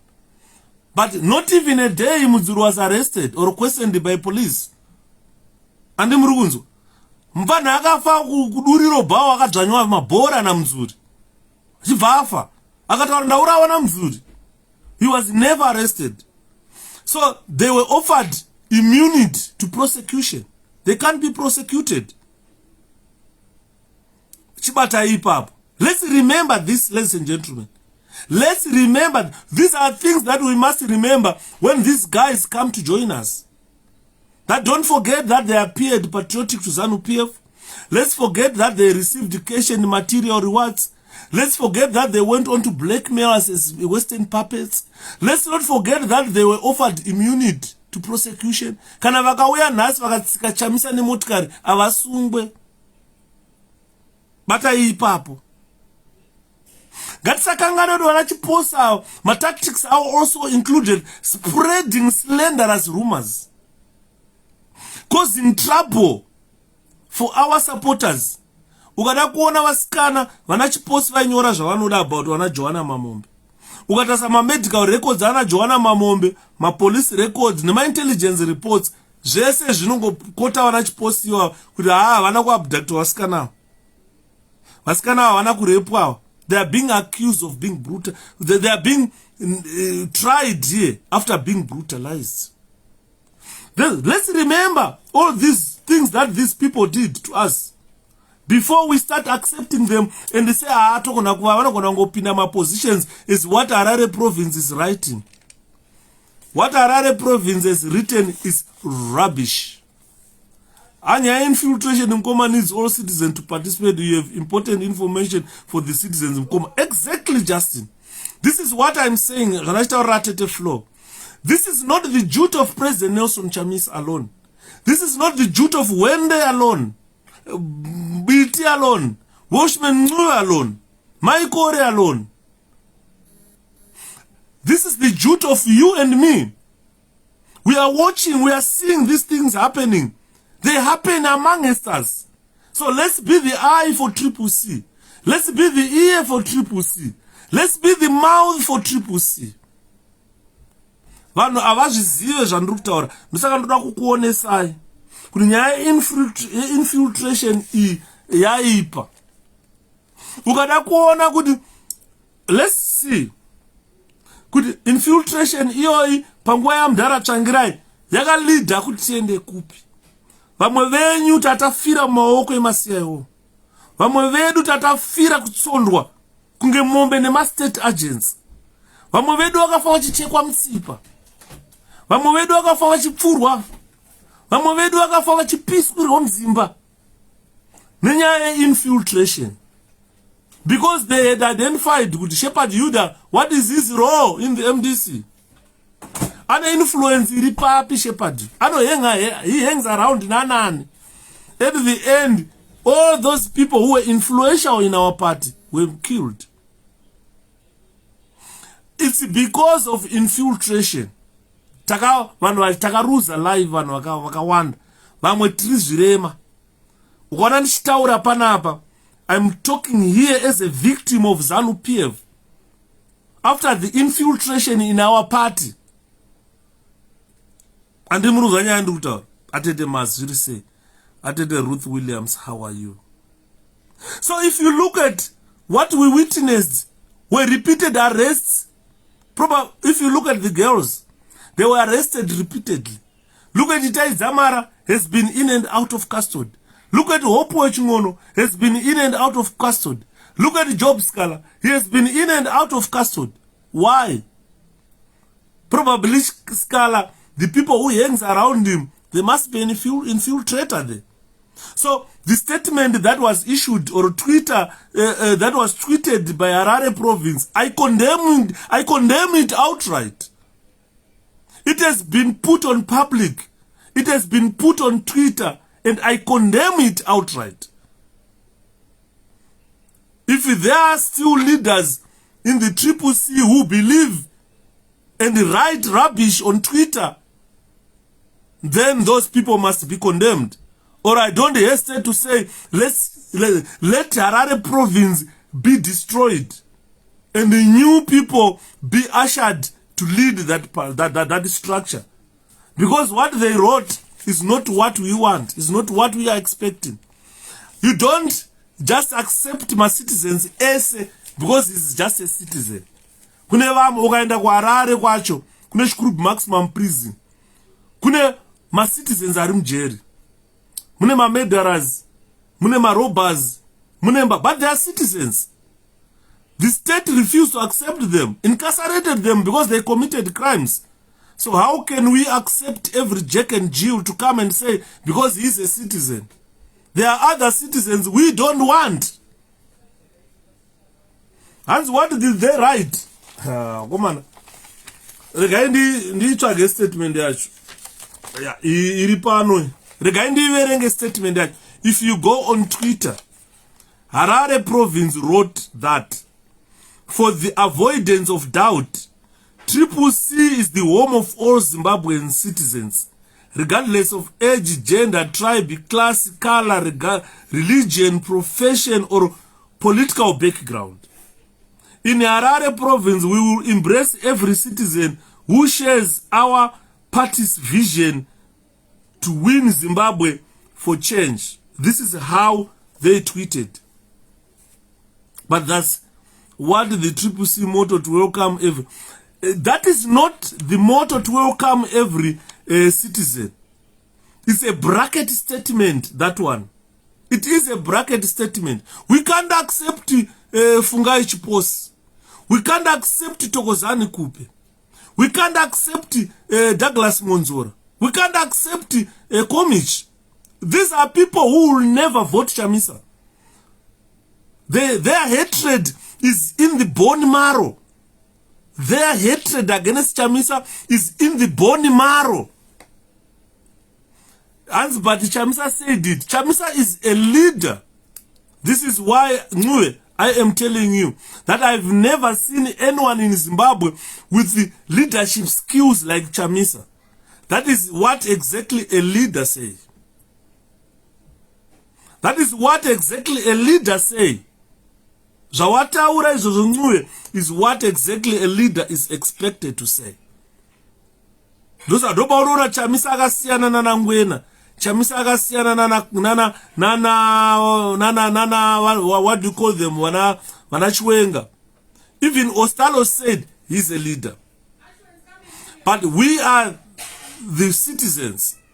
Those are our leaders, and we tell our citizens what we want. Kana Kupe tikati atimudi Chamisa has got no right to force us to love Kupe. Tikati Chiposa atimudi Chamisa has got no right to force us to love or to take Chiposa. If we say no to him as citizens, it's a no. This is why you see some citizens are in prison. Some citizens are in prison. Why can't the state just release them and say, oh no, they are citizens? You can't do that. But akadai CCC in a prison yayo vanouya vanachiposta aisa kuprison yeCCC. We don't want traitors. This is exactly what I'm saying. Thank you, Atene Chiswe. We don't want traitors. And these traitors identified themselves as traitors. They were not identified by us. I am not against anything our leaders say, but our leader listen to us. This is the position of Zimbabweans. Zimbabweans don't want those people. And the leaders must listen to that. And Vanambona Chamisa Vachitaura has accepted Kupe. Anambona Chamisa Vachitaura has accepted Chiposi. He will not say that. We don't want traitors. They have got a record of traitorship. And we know who did what. So we don't want them. This is my position. We don't want them. What I'm saying, I'm representing what people are saying. He will never vote for CCC. If you go where 𝗥𝗲𝗹𝗆𝗃 voted and her children, they got zeros. That means they voted ZANU-PF. And the voting is secret. No one knows who you vote for. But considering that their hatred is from the bone marrow, their hatred is engraved in bone marrow. Their hatred against Chamisa is engraved in bone marrow. Those people will never, even a day, vote Chamisa. And I can bet £100,000 with you that those people will never vote Chamisa because they have got hatred in their bone marrow, which they have showed to us, and we are saying what we saw. No matter whatever he said, of course, he can say anything in public, but your vote is your secret. You will be alone in that box. You will never vote Chamisa. These are paid agents of the state.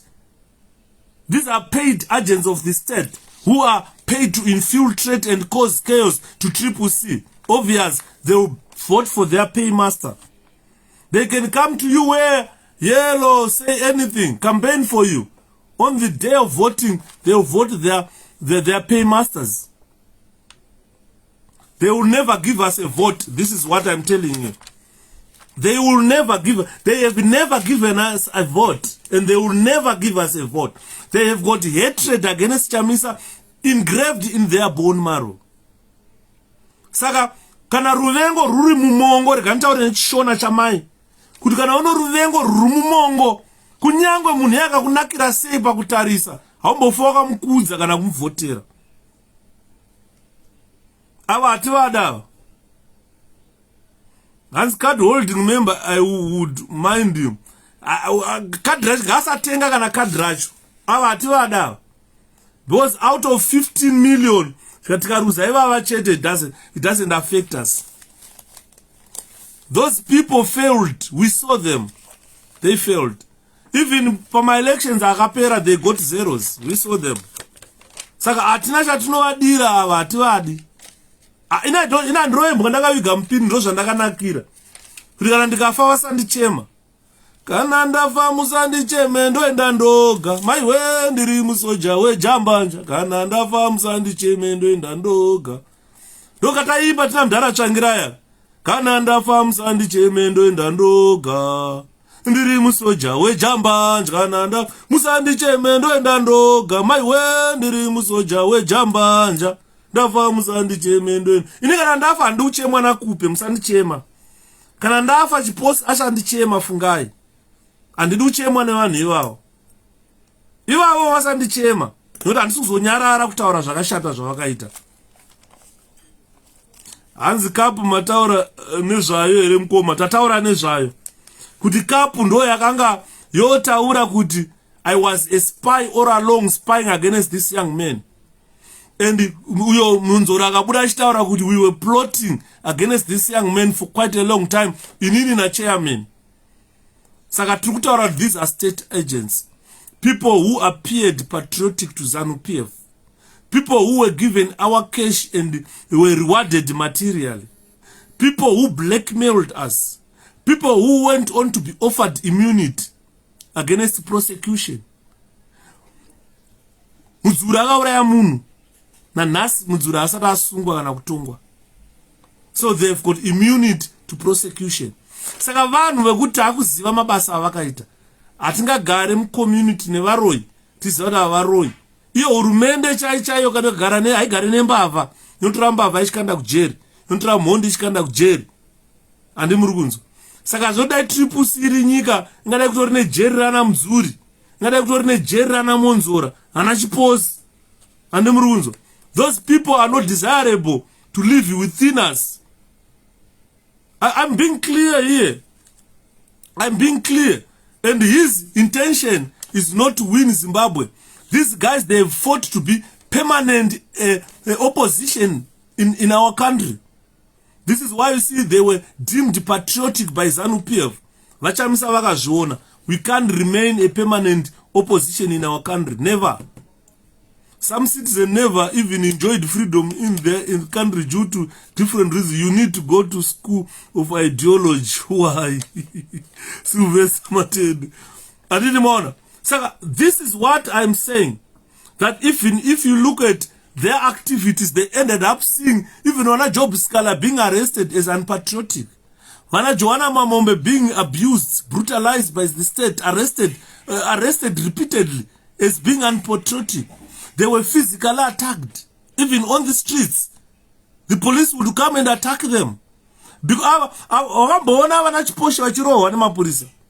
Wakamboona vana Thokozani-Kupa vachirohwa nemapurisa. Wakamboona panoungana vanhu MDC Alliance or T vachirohwa nemapurisa. Kana vachiatakwa neZANU-PF vachibayiwa vachiurawa zvakaitwa vana Mboneni Ncube. We should open your eyes and see that they have never been attacked. They have never been arrested. But they held even rallies during COVID. We were not allowed to walk. Chamisa was never allowed to walk in Zimbabwe. Which is COVID. They held their congress at HICC, COVID, in the midst of COVID. Yakabva yatora mudhara makuyana akabva arova pasi neCovid.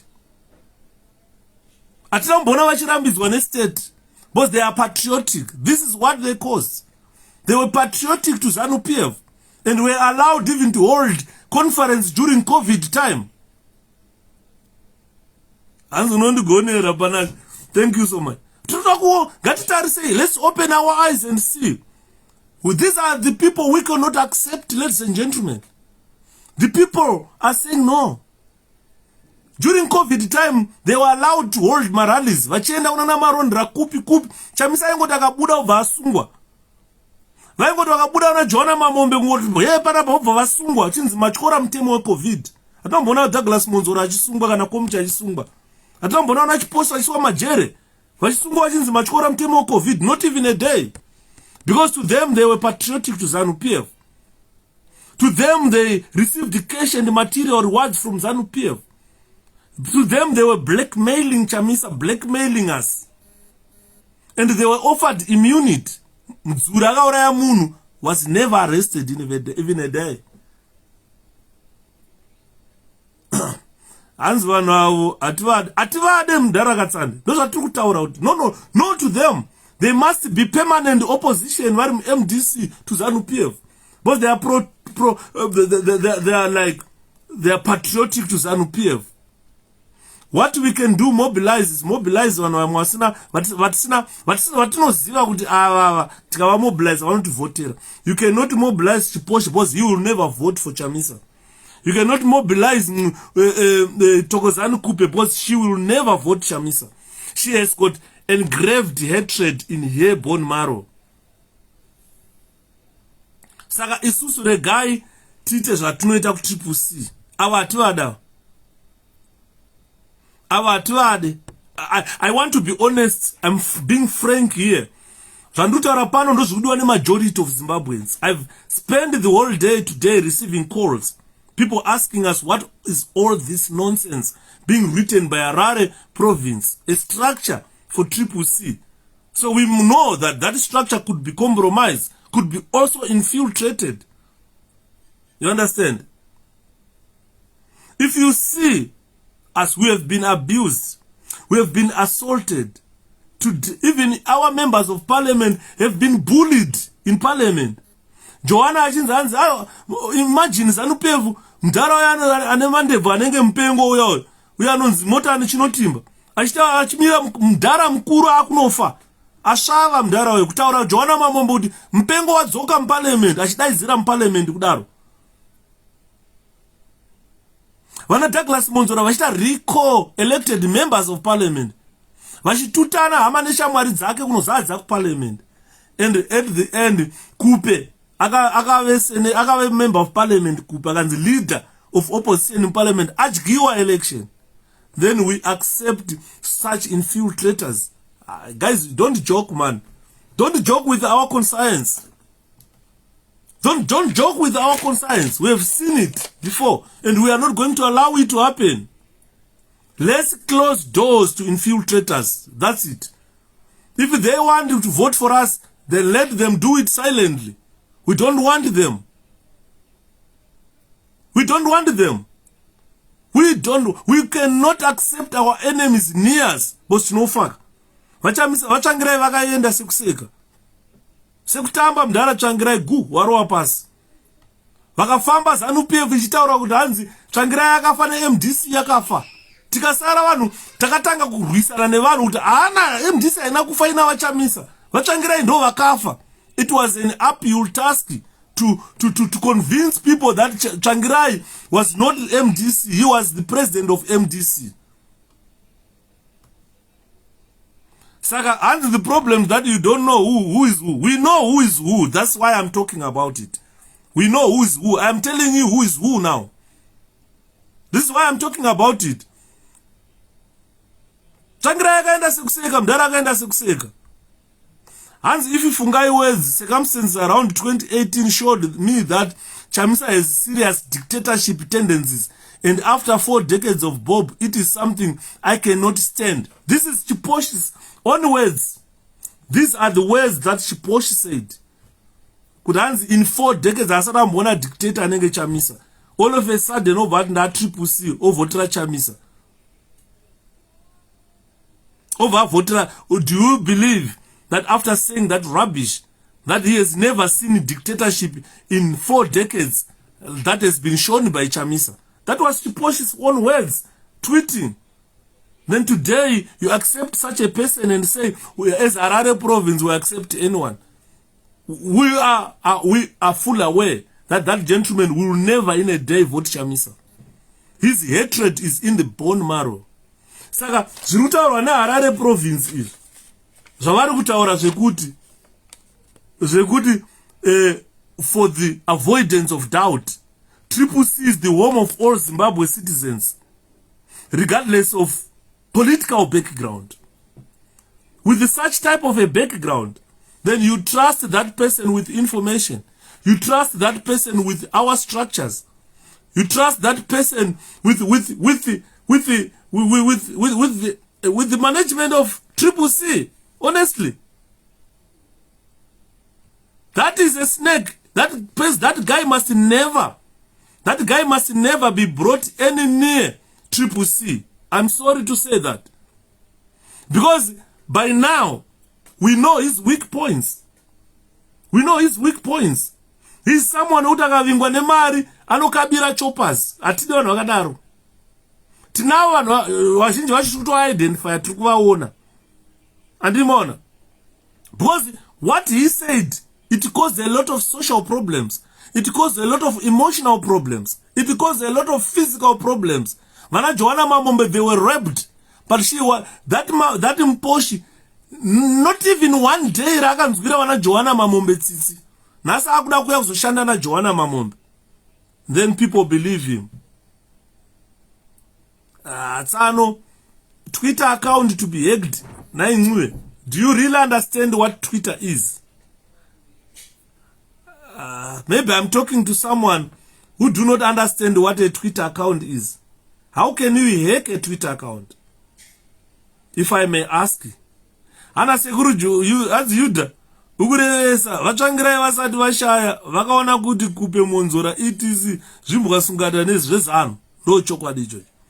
Someone is telling me on this platform that a Twitter account has been hacked. Ndosaka muchona chitaurira vanhu kuti zviri nani kumbodzidza. Ngandei kuchikoro vakomana todzidza. Kana ukafoira maths wambodzidziswa zvakanaka zvinokubatsira kurizina. Kufoira geography wamboidzidziswa zvakanaka zvokubatsira kurizina. Because someone is telling me that a Twitter account has been hacked. Hanzi pamwe that Twitter account has been hacked already. Unonga kutondipa ndikudismiss kuti I'm talking to someone who is too ignorant. Boss telling me that a Twitter account has been hacked, telling me I'm a forensic scientist. Then you want to tell a forensic scientist that a Twitter account has been hacked? Twitter account. How do you hack a Twitter account? How can it be hacked? I have never seen a Twitter account. Not even a day. I've been on Twitter for years. You can't hack a Twitter account. You can only open a fake Twitter account, not to hack a Twitter account. Ameno, vano heka ma Twitter accounts pamwe varipo. I've never seen a Twitter account hacked myself. Never in a day. Ndinogara ndiri pa Twitter. Ndoteni mama accounts ari pa Twitter to vanhu vatombomazivi. Asi ndiripo ndiriti. Kwatoblokwa nana Mugwadi tunoenda nemama accounts ikoko. Achindibloka nhasi nechimuedha nemwe account. Zvanenge achiona chaanobloka ndishepherd Yuda, but iya muedha haizivi. Takablokwa Sterek nana Jamwanda wewe, but taingoramba tinavo tichingonzwa chinyora nonsense. Andimona. I don't know whether a Twitter account can be hacked. I've never heard about it before. I've never seen it.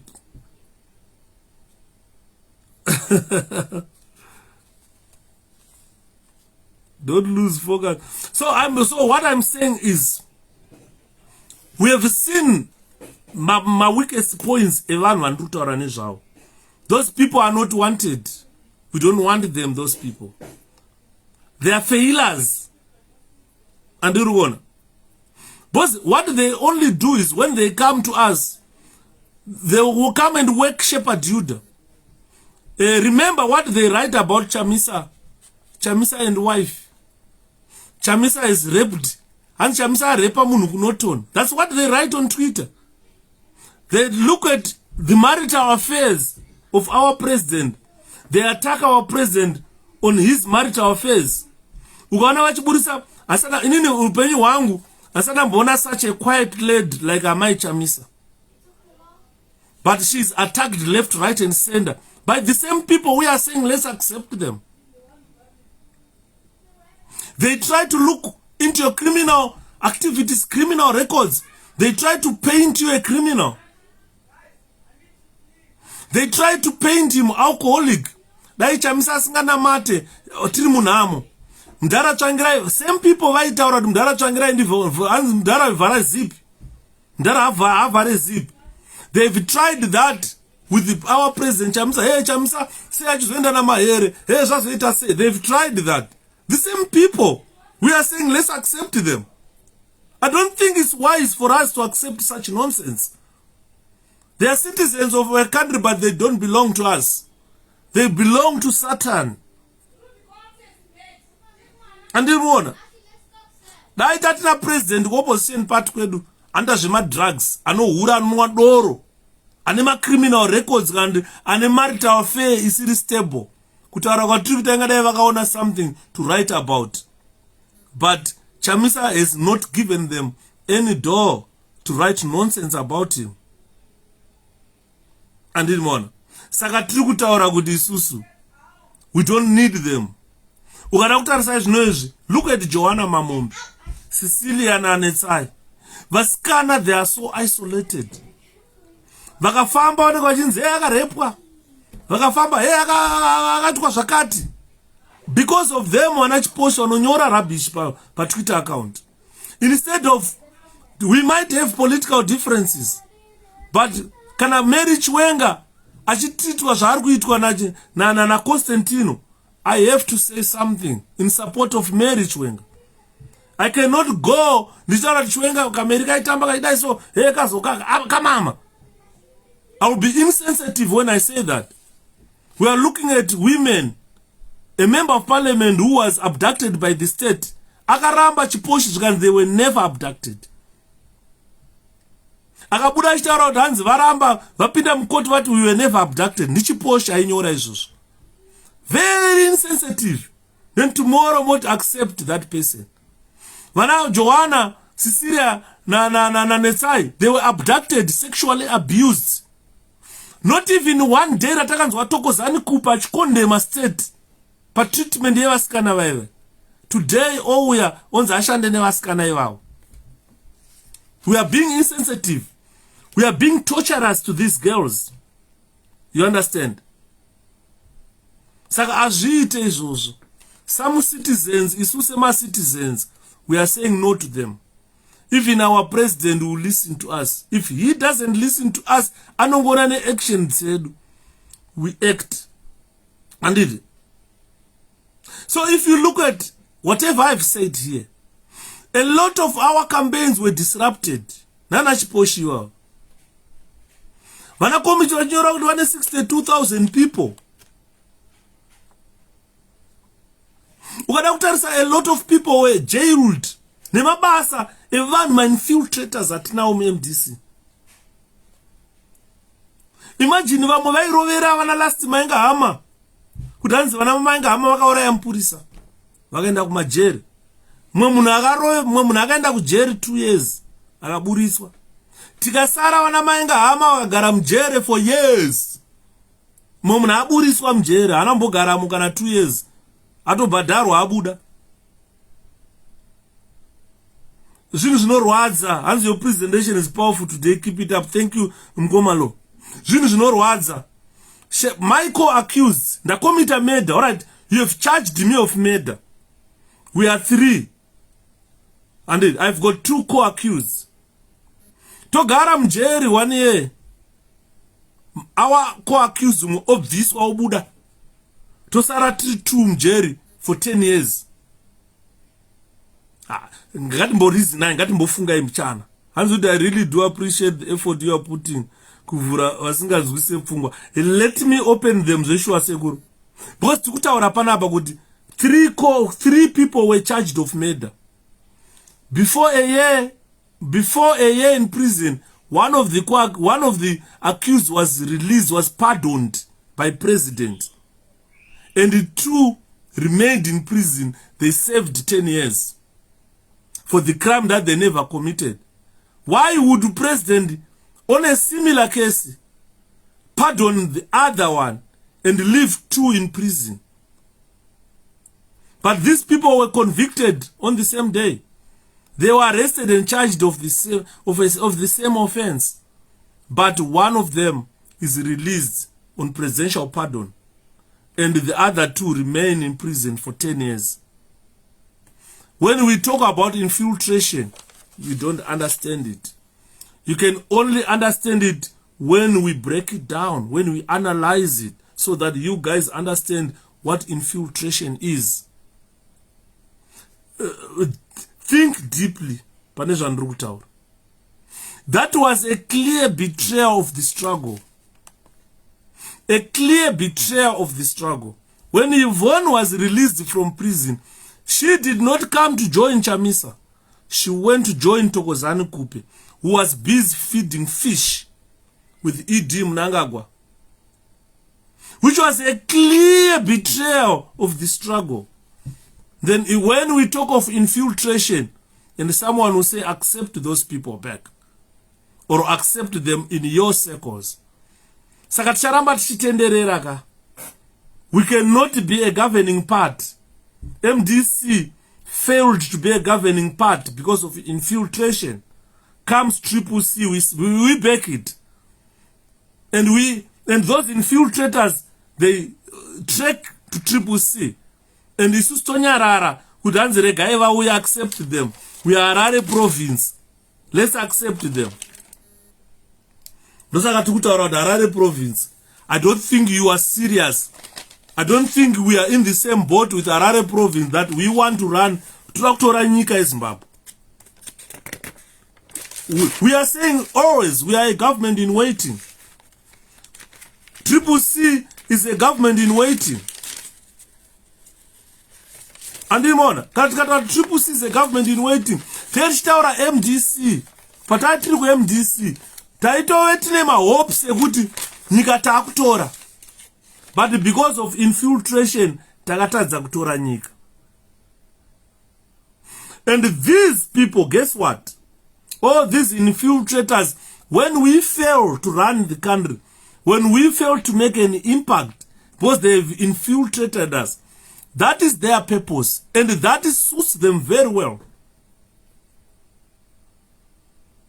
Saka ndataura ndikati, kana musiri well versed about the operations of the state and state agents, ndopanda kutaura ipanapo kuti Zimbabwe, it has got more skilled operative who are ready to cause disruption to make CCC ineffective. And already,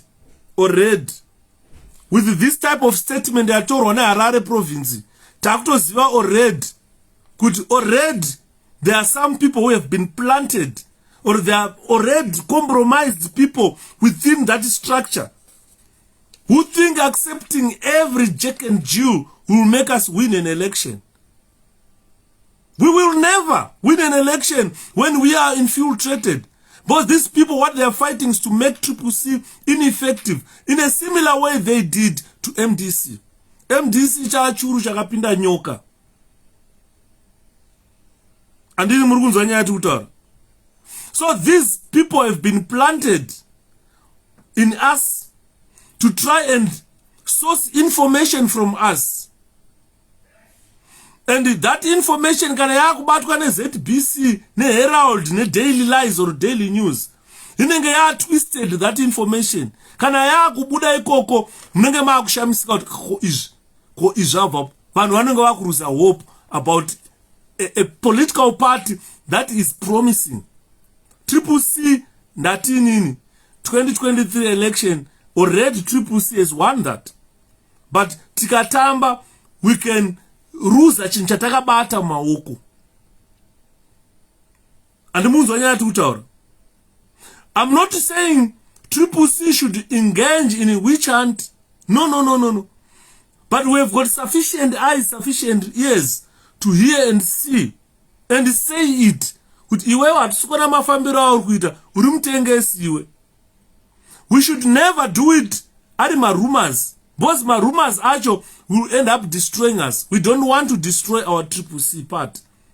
Rumors destroyed MDC. And those were vague rumors that destroyed MDC. We don't want that to happen with the CCC again.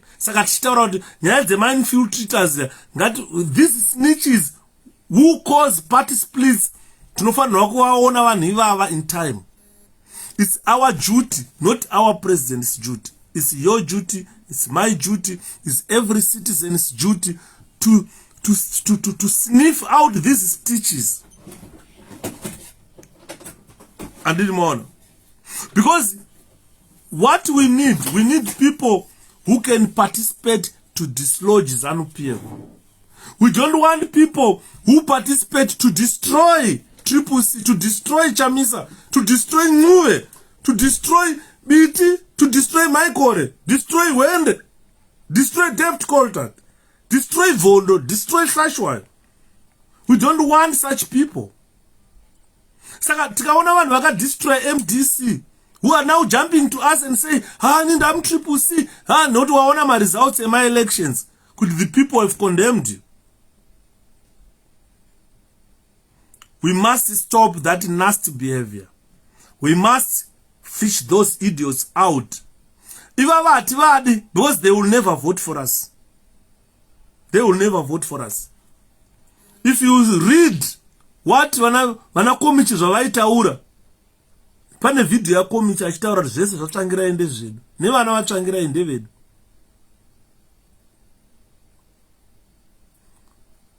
Nachotaura naSamuel nhasi zvikanzi ruziva here kuti Vincent Tsvangirai arikuenda na Vincent Tsvangirai naRobert Mugabe Jr. nechijava che vari kuenda kunonzi kuDavos naED. But ipapo pakana zvaitika muzotaura kuti 𝗓𝗵𝗵𝗏 akazvitaura izvi. Vari kuenda kuDavos naED. Vincent Tsvangirai, Passion Java necheche mwana chaRobert Mugabe chimbavha ichi. Andiri muri kuona. Saka, let's not take these issues lightly. Let's not joke about these issues. We must be serious if we want to be a government next year. Let's work to fish out these snitches.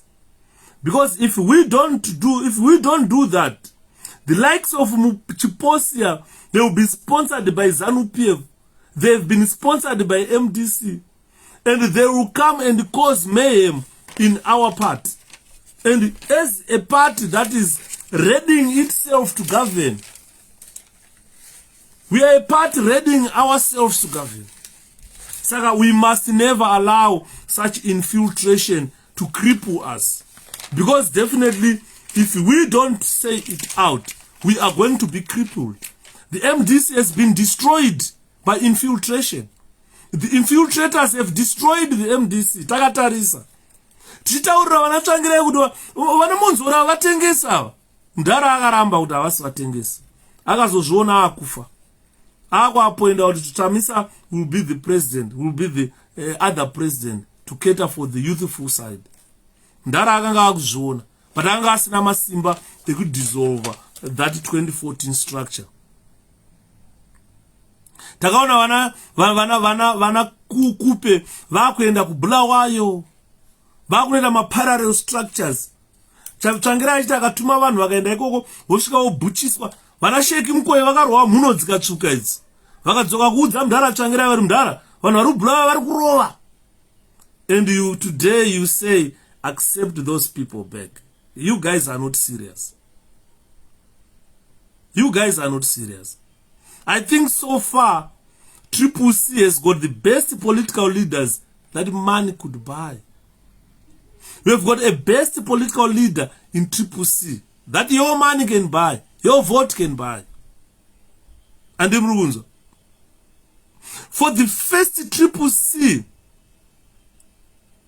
for the first time, CCC, we are fighting to unmask these ZANU-PF people. Since we last masked Vanamonzora Nana Komich as ZANU-PF pundits, we will continue to fish these people out. Those who pay false allegiance to CCC to come and cause mayhem, be warned. We will fish you out. Because Komich, and what about Bitina Nwe? Ndaitaura nyaya iyoyo Lawrence. Kuti vana biti akabreaka from 𝗪𝗿𝗱𝗲𝗳𝗂𝗹𝗆 akaenda kunofoma triples, akanofoma PDP. Watchman Nwe remained with original MDC. Varuma vane zvavakanga vakaona in terms of infiltration. Even if they tried to raise it with us, we were so blinkered that we never allowed space to see what these guys were saying.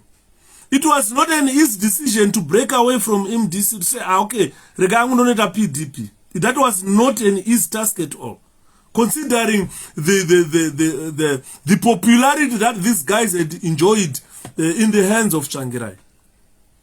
But vaiona kuti vataure to accept, because we were so blinded with the love of MDC.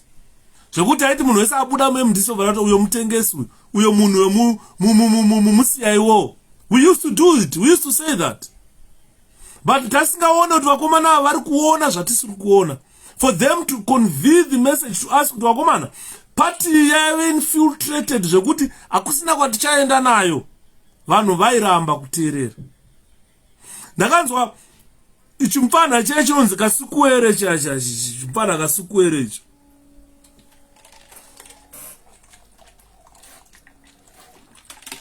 Sevious 𝗪𝗃𝗃𝗃 akataura 𝗪𝗃𝗃𝗃 akati, in my life, the rest of my life, I've never seen a porous opposition like MDC.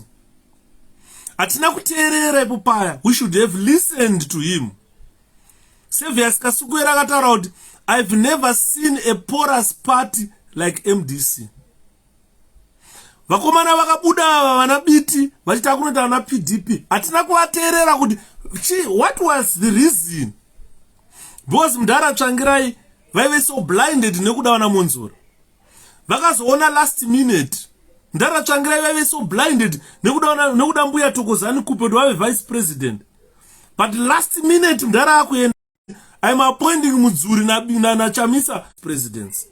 𝗪𝗿 vakanga vaona. Zvaionekwa nana biti, zvaionekwa nana Welshman, zvatati singaone supporters.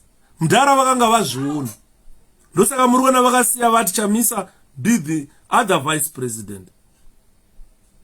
Ndosaka 𝗪𝗿 vakasiya vakadaidza Ncuve, vakadaidza biti vakati uyai vakomana. Maiona zvanani singaone, but ndakuenda, ndakusirai Chamisa uyu. Ndiye wamuchafamba naye. Ndosaka muri kuona nanhasi Watchman Ncuve anotaura achiti 𝗪𝗿 vakasiya vati fambe nemukomana uyu. Ndosaka muchiona biti achitaura kuti 𝗪𝗿 vakati ndifambe nemukomana. Havana kuti muchafamba naMonzora. Monzora aivepo, haana kuti wa-vice president. Komich aivepo, ari vice chairman, haana kuti wa-vice president. Asi 𝗪𝗿 vakati ndikusiyirai mukomana ndiwo muchafamba naye. Nekuti vakanga vaona zviri muna Komich, vakanga vaona zviri muna Monzora. Chidhara chedu cheche chekupusa ichi Mudzuri chakangoteerawo kuzi zinditevere. Pakapoendwa commissioner, pakapoendwa Mudzuri na Chamisa, Kupe aivepo ari vice president. 𝗪𝗿 vakataura clearly kuti Mai Kupe is the elected vice president pa Congress. Hapana kwavari kuenda varipo. Asi vakabuda vega vakatiza vakanofidha hove na Saka tiri kutaura tichiti let's open, ngativhule la, tivhule la, tivhale la, tichingo actor chete. Muri kunzwa? Saka ukaona uchitaura kuti haudi kufamba naChamisa, hausati mature in politics, hausati kuziva zvari kuda in politics. Handisi kuti tiri kuvhara madhoo kuvanhu vakasara kuMDC Alliance. The doors are still open for you guys to join others. But forget to come and join us at an official position. No. Ukangona wadaro chete vana Yudha tinoita ruzha. Ndara tsvangirai vaizviziva kuti mugajero vana atanga nharo anodzikaka. Ukabvunza vanhu vatakaenda navo kuna 5 Avenue, MDC head office iri kukona 5 na 4th. Ukabvunza vanhu vatati navo meeting naMudhara Tsvangirai vanokutaurira. Dai Mudhara Tsvangirai anga ari mupenyu kuudza kuti I tussled Mudhara Tsvangirai nchimutaura kuti Mudhara izvi hazviite. Vanhu vakatarisa pasi vakati Yudha ndipresident ndikawa ndikati ndikaende vataure ndipresident vangu. Ndikavataurira zvandaida ndikavaudza president vangu. Vaizviziva Mudhara Tsvangirai. Tiri kuna 5 Avenue, kona 5 na 4th, MDC head office ndoko yanga iri kokuya. Isati aenda paRobinson House. Ndakavataurira zvandaida Mudhara. Zvandiri kutaura izvi kana vaChamisa vachizvinzwa, vandoziva kuti Yudha anotaura. Andinyarare. Ndonzi mafira kureva. Hanzi no vacant for position. Thank you so much, Kudzi. So far, we have got proof of everything that these people did. And dai papa nokunzi Mwari mandakabotaura wamo ndikati inini Mwari chaicha yakasika vanhu. Munoziva kuti Mwari chaicha yakasika vanhu. Mwari ari kumusoro kudenga akasika vanhu. Asana mbonzwa Mwari achinzi akaregerera munhu zvivini. Ameno kana pane mavhesi kana pane zvakambonyorwa mumabhaibheri zvonzi Mwari vakaregerera vanhu. Mwari vakaparadza Sodom neGomora. Maive netuvana nechine mhuka zvakatsva zvese. Mwari havana kuregerera kuti vatadzawo regai ndivaregere ndivape mwe chance. Akaudza Noa akati Noa, vanhu vatadza vanyanya kutadza vanhu. Ndakuiparadza nyika ndindakaisika. Chivaka ngarava kupinda mungarava nevari kukuteerera. The rest vakaparara nemvura. Ndiye Mwari wandoziva iye. Kwade kuzotaura hanzi regererai. Hanzi takanzi regererai. Iyo Mwari chaiwo vakasika vasingakwanisi kuregerera.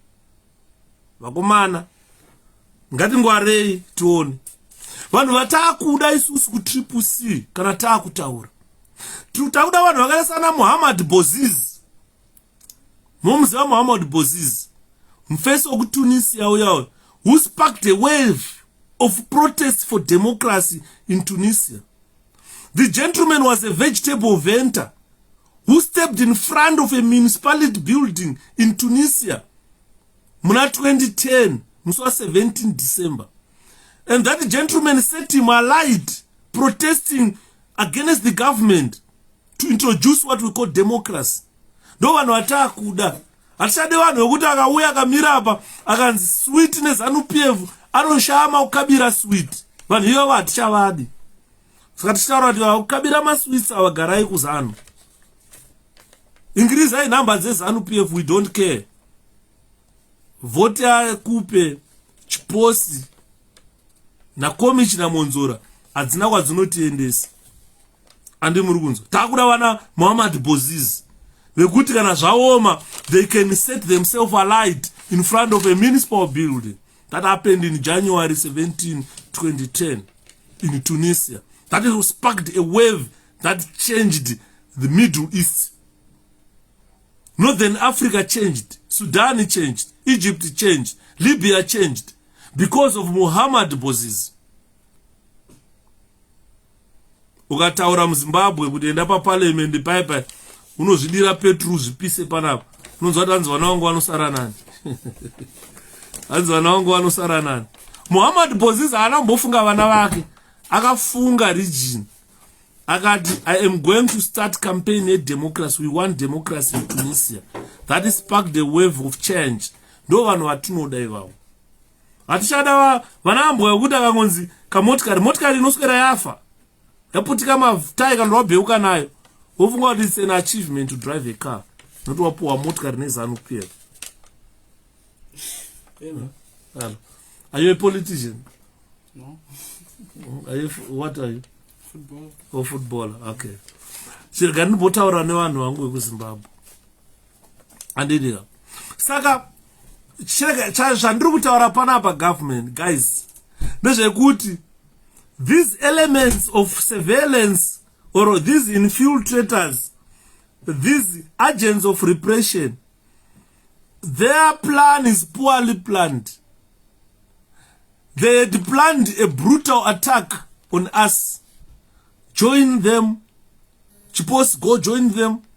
Chokpa zaunoda urimo. And consider working with the CCC people. See how these CCC people work. Pretend as if you are a newcomer in CCC. And they are fighting. They are trying to work covertly within us. But matter our secrets. Saka you find good at the end tinokuwa. And makaona kutorwa wakaitwa itaidzamara. Kuti paaitengari under surveillance, that gentleman. Uyafamba abvapo uyadaya kuenda kubaba shop chataka enda munomutora. You understand?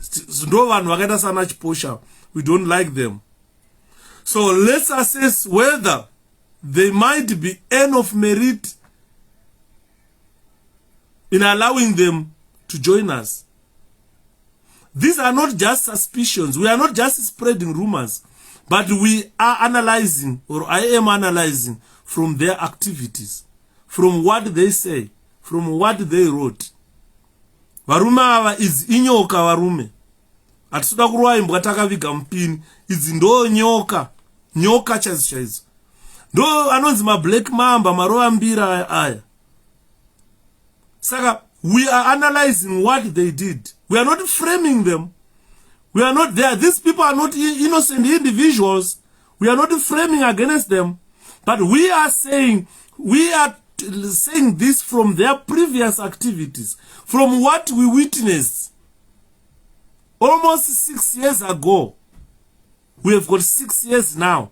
Tinetsana nevano tizama kuti tite a government, and with them going from here, we are not going to form a government unless we say no to them. We must learn to say no. Andimona. CCC faithfuls are extremely uncomfortable, ladies and gentlemen.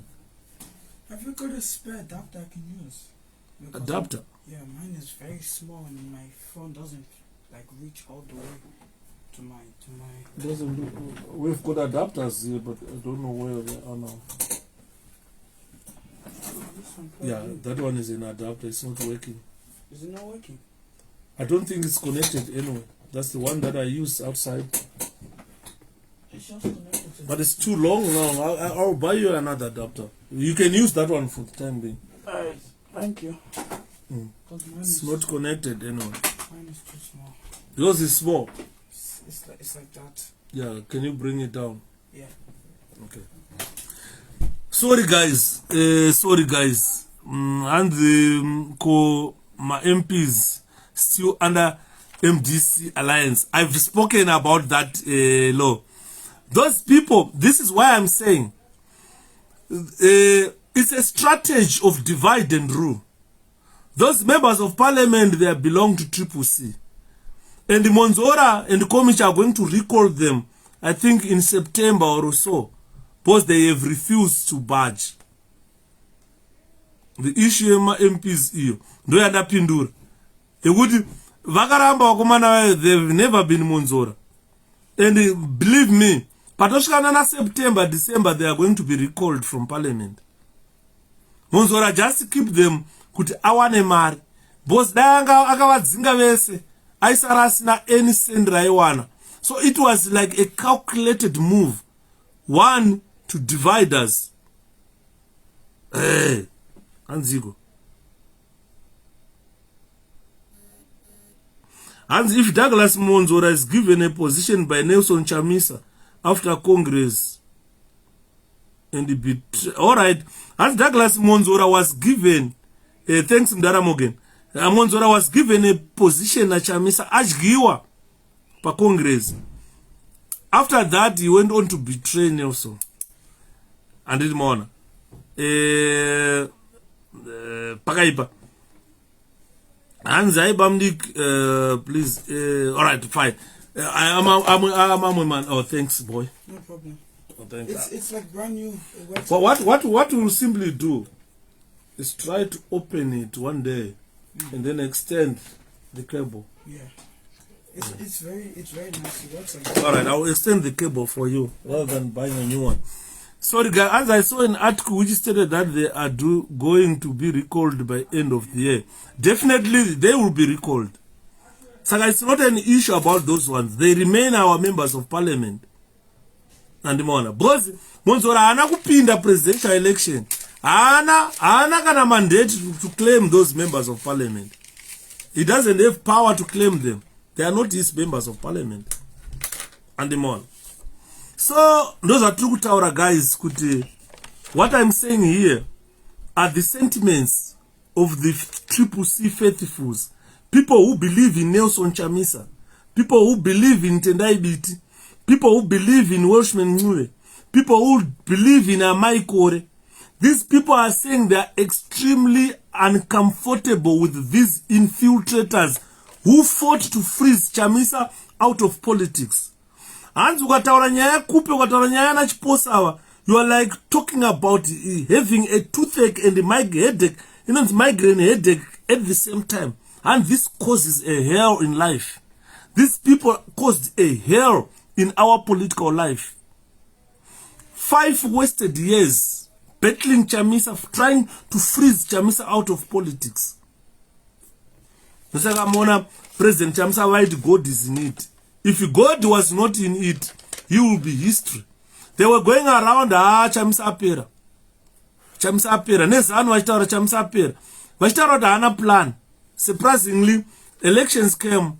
The gentleman without no plan won that election resoundingly.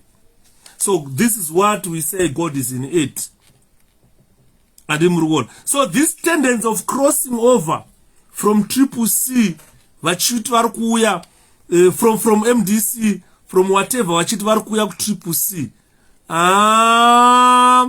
Pane natural reactions ari kubva kune vanhu. People are not happy. People are not happy at all. People are not happy because we know they are not coming earnestly, but there are people vari kuuya vari vanhu vaita sei vane zvavatumwa kuuya kuzozadzisa. Andimona. Saka isusu ngatisavapei mukana woita sei wekuzadzisa zvavatumwa. Vatumwa vaSatana must never be given an opportunity to fulfill whatever they are sent to do. Let's guard our political party CCC jealously. Let's prevent these traitors to gain access into us. By elections are akavashoka. That's why they have sparked a widespread exodus from other political parties coming to MDs to CCC. And if the truth be told, these are conspirators. People who had harbored their conspiracies. Vaitaura kuti Chamisa apera. Nasa ane plan. Nezuno wana chiposi vaitaura kuti Chamisa ana plan. Kodai wakawina iwe constituents uri munhu weMDC. Waiuya here ku CCC. Andiona. You are busy spreading fake news. Nana Kupe spread fake news. You are busy spreading propaganda. ZANU-PF. Nas anakachi Chamisa. CCC anakachi. So you see that the results of those elections, they revealed to us that those people who have any political mistrust in us today, vakuda kufila kunge CCC is something that they can associate themselves with. Vakuenda under my press conferences. Imagine what Pugen tokozani kupe spokesperson. Blast gainzi Pugen gaiga. Na nasma audios noma videos acho they are planned. Kachenda na gamba kwena na Tinashe Jonas. Remember Tinashe Jonas achitaura kuti ndikaona Chamisa ndomuuraya. Guys, don't forget all these things. Spokesperson 𝗪𝗿𝗱𝗲 Pugeni uya achitaura naJonas vachitaura Chamisa akaonekwa ngaaurawe. Because what is why inini handisi spokesperson waPresident Chamisa. Mashoko anotaurwa naMkululeko Sivanda, they reflect what President Chamisa says. Mashoko anotaurwa naMafadzai-Mahere, they reflect what CCC as a political party says. Mashoko anotaurwa naShepherd-Yuda, they reflect a personal opinion. But Pugeni was spokesperson waThokozani-Kupe, vaifamba vachitaura nana Jonas kwaGambako vachitaura kuti tikangoona Chamisa ngaaurawe. Then you guys are saying let's accept Kupe na Pugeni, who were telling the world that Chamisa must be killed, Chamisa must be eaten alive. And I have a question even before, what's wrong with our party? Zvekuti hatina who spy ari kuzanu also in governing, because most times vabatwa nesemakonzo without. Yeah, what happened in Mkomakuzi is maspies ari muzanu. ZANU-PF as a political party haisina munhu achaida. Those people who are in ZANU-PF today, they are our voluntary spies. If we want information in ZANU-PF, we can get it on a silver platter. So we don't need to deploy more spies there, because already we know what is happening in ZANU.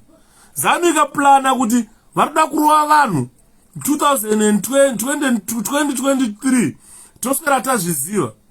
Maaudio muri kuona ari kulika ana Mutsvangwa, maaudio muri kuona ari kulikiswa ana Mugwadi, zvese maaudio ati vanenge vachiita masecret meeting toswera taanazvo. Izvozvo zvoreva kuti people are sick and tired of ZANU-PF. So we don't need to deploy spies in ZANU, because we already have those people in ZANU-PF who volunteer to be our spies. Ipapa ndikabata phone yangu ndikafonera munhu weZANU-PF ipapa munonzwa zvakawanda apa. Andini maona. Saka we have got spies who are already in ZANU-PF. We don't need to deploy more spies. ZANU-PF people, ZANU-PF officials are spies. They can volunteer to give us information. We don't pay them anything. Let's compare to what vanakomichi vanopiwa mari, vanopiwa dzimota, vanonwa diesel mahara. It's also we don't pay them anything, but they bring information to us voluntarily. Those know that Zimbabweans are sick and tired of ZANU-PF. And didn't want ZANU-PF is a political party with split loyalties. Is a political party that has a history of traitors. Vana Morrison Nyati, vana Anivesi, they were ZANU-PF. Saka, we don't need to worry about what is being planned in ZANU-PF. Paimene joint operation commission yana Zimondi, vachi deploya vanhu nhasi kuti masoja adeployiwa kunorova vanhu kuChivu. Taitenge tine information yacho, takutofonerawo madhara kwaVest House. Tasikaziva tiri kutofonerawo compromised people who were eating with the ZANU-PF. Taitovafonera kuti vaudza kuti vakomana kuChivu pakati paiswa bhesi reZANU-PF. Tatopuwa information iyoyo. Bhesi reZANU-PF richaoparata soso riri kulidwa naNhingi. Ndosaka muchiona all those people vaifunga kuti vari kuuraya vanhu secretly, they are known. Because ZANU-PF is a political party with split loyalties. The society is not intact. It's another porous political party. Saka, we don't need much. We don't need to work extra hard infiltrating ZANU-PF. Zviri kuitika kuCIO toswera tazviziva. Zviri kuitika kuArmy toswera tazviziva. Zviri kuitika kuprison toswera tazvinzwa. Anditi maona. Ndakauya ndikakuudzai nyaya yemaCaptain nana Colonel vakavharirwa kuRemand. Vakavharirwa secretly, hapana aizviziva. But I knew it. Ndakazviudzwa. Shepherd, Captain they are remanded in custody. Na Colonel, vari 4. Kunzanzi vakatenda rara Chamisa. But zvakaitwa nemilitary tribunal. Takaswera tazviziva panapa. Kuno ndiri kuUK ndagara panapa. Nezvakaswera zvapinda umo. Tseke takutoverenga zvedu chichiri kuitika.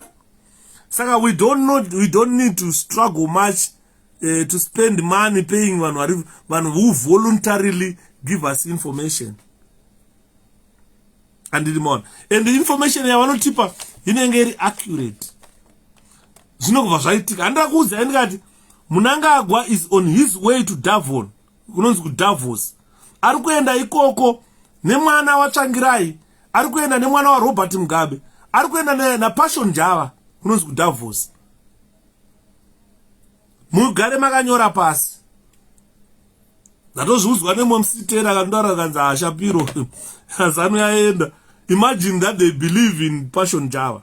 Ukaona uchibelieve that Pashon-Java musiyaiwo wanzi kuti the prophet zvatovharana auzive Mwari. So what's the update on these kernels? Vachiri ku1 commando. Havasati vaenda vadzoka kuremand. Vachiri ku1 commando. Saka kana vabva ku1 commando kana vari ku1 commando ikoko chabriefana kuti chichakuitika. I'll give you the briefing. Andimona. Saka what I'm saying now is all these tensions involve accusations, disloyalty, betrayal, and security threats.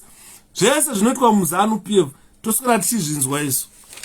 And kana tazvinzwa naYuda tinongomhanya tozvitaura. Both my videos aya, they are meant for our future generations, so that when they listen to or when they search for Zimbabwe history, they will have accurate information. Davos in Switzerland. Can we organize citizens arrests while there? We can organize. If people we can go to Switzerland. Tonokonzeresa ikoko. Saka people, if you are ready, vanoda tikaita 2-3 vanhu toenda kuDavos kwacho ku Switzerland. Vachingosvika Mnangagwa tobva tatobata. We can go there, we can arrest him there.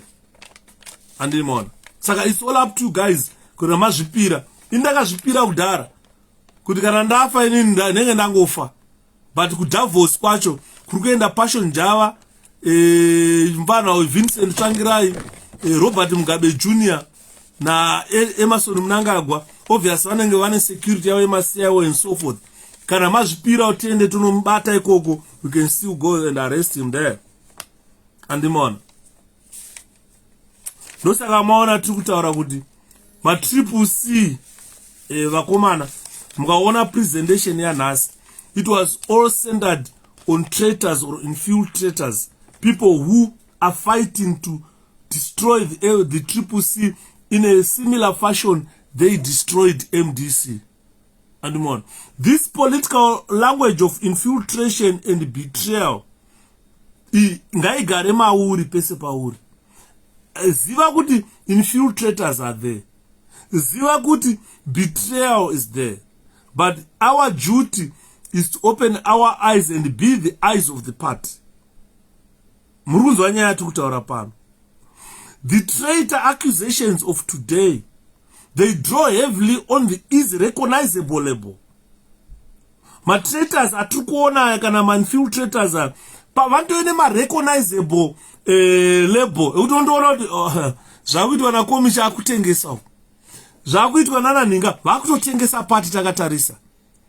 Andimona, because whatever they will be doing zvinenge zvichisuta their political agenda, like what we witnessed after the Congress ekuGweru, kuti takatoona kuti patoene political agenda pano, takazonzwa vakutaura kuti we were spies all along. Andimona. So traitors MDC A to Z, they've been identified. Mudhara Tsvangirai chaichayo taivapa information, but none of them were expelled from the party. Kusvika Mudhara atozosvika pakuruwa pasi chitaura kuti Mudhara mugere nenharadada nenhundira mutsime dzamunadzo idzi. But zvakashaya basa, because most of the intelligence that we received, it fell into deaf ears. Now taane Citizens Coalition for Change, a new political party, a government in waiting. It's a government in waiting which does not need those people with the big burnout, those supporters vaitaura pama inaugural rallies avo vachita panic vachita sei. 𝗪𝗵𝗴𝗲 has caused panic in the nerve center of ZANU-PF.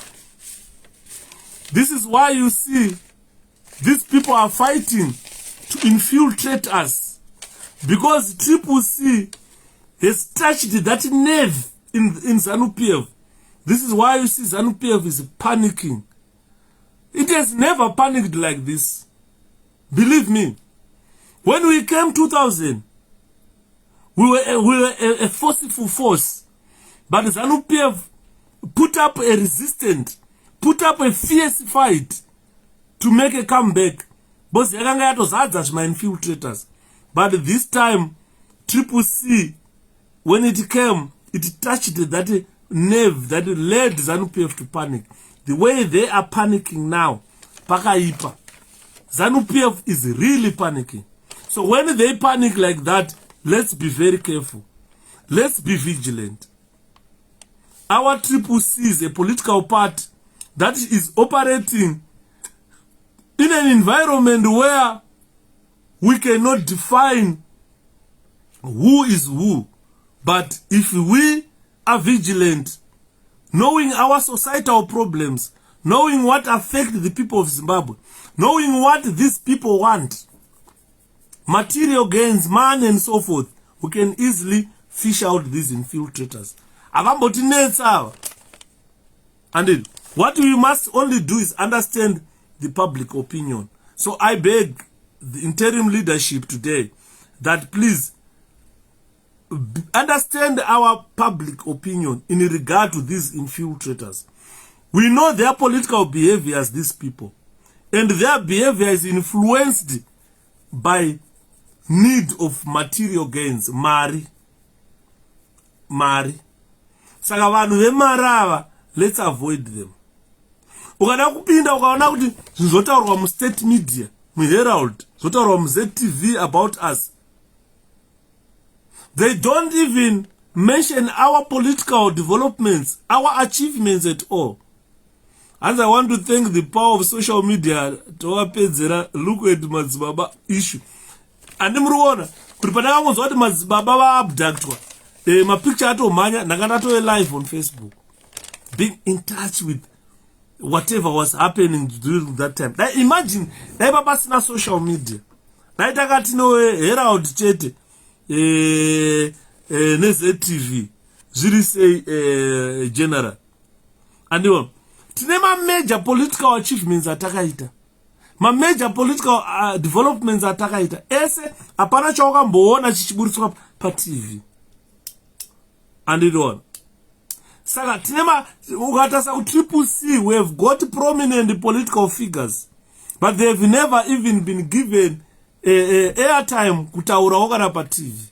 Last time ndakataura ndikati tirikuda debate raMnangagwa na Chamisa.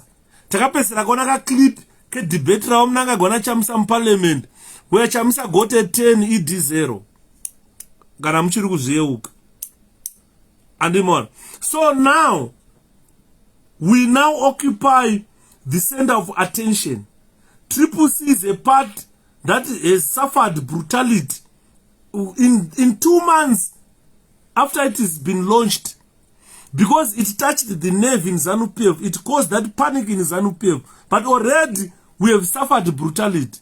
So far, we count in 2 months after launch, we count 5 people dead. ZANU-PF has murdered 5 CCC supporters, including Wananyasha Mazhambe, including Wanamboneni Ncube, nemvana wakutsikwa nemotikari ku March Central yao. Andimona kunto nevamwe vasingawanikwe koya kumasvingo yamfeswe. 5 already. We've lost 5 members since in 2 months after launch. So it shows that we touched the nerve of panic in ZANU-PF.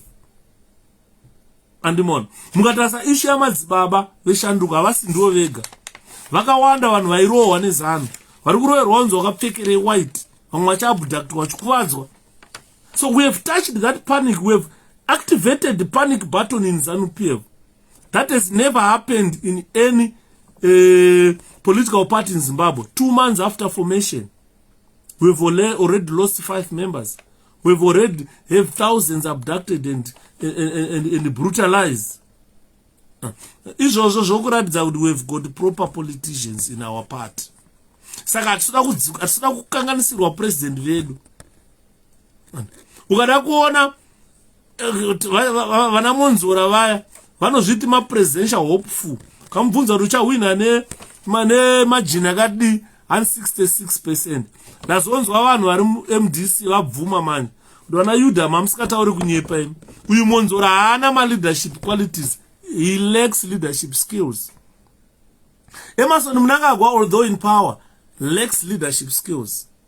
Saka taakuda kutsvaga leader asiri immoral, a leader who is not a monster, a leader who does not repel development, a leader who doesn't have blood hands, who is not dirty. And Vana Monzora already their compromise cannot lead Zimbabwe. Ari kurwisa kuda prime minister, isi kurwisa kuda kuti ZANU-PF iende, ari kurwisa kuda kuramba ari pasi peZANU-PF ari prime minister. And surprisingly, fools, they go vote for Monzora. And our dominant theme as CCC is to remove ZANU-PF and become a government. Because already we are a government in waiting. The victory is in our hands. So it's all up to you and me to work for that victory. Because we already have it.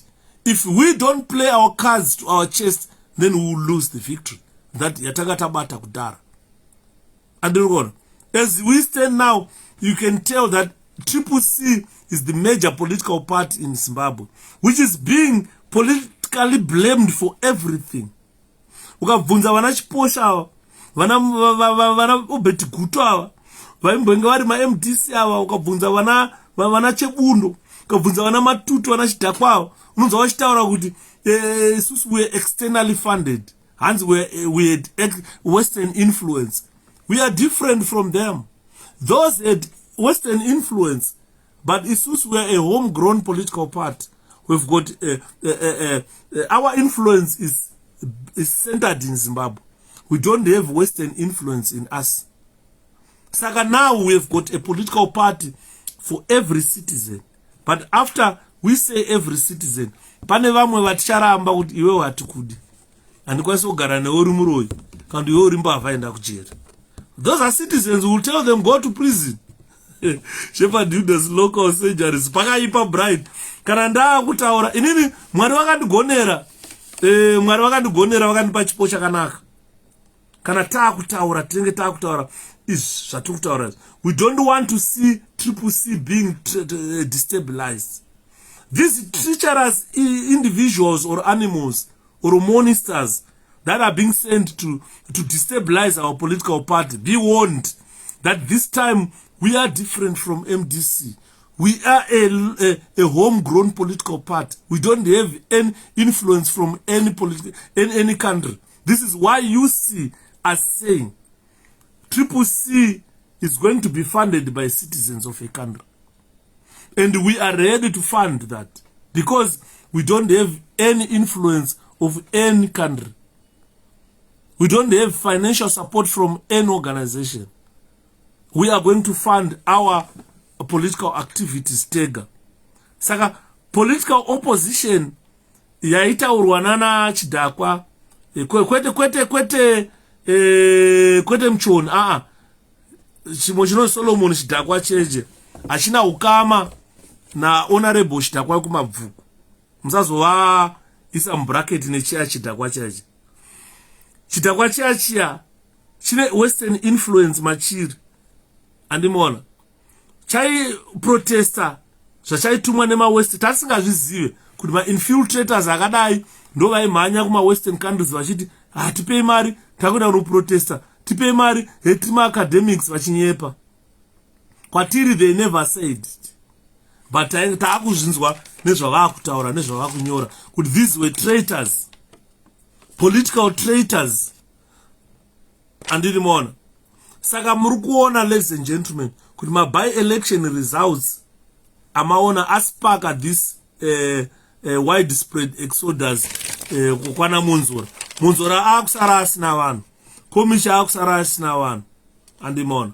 Saka today's presentation was all about all these infiltrators, all these traitors who now claim to be CCC, and achibvarura zvineka kaka intelligence mukati for you guys to understand.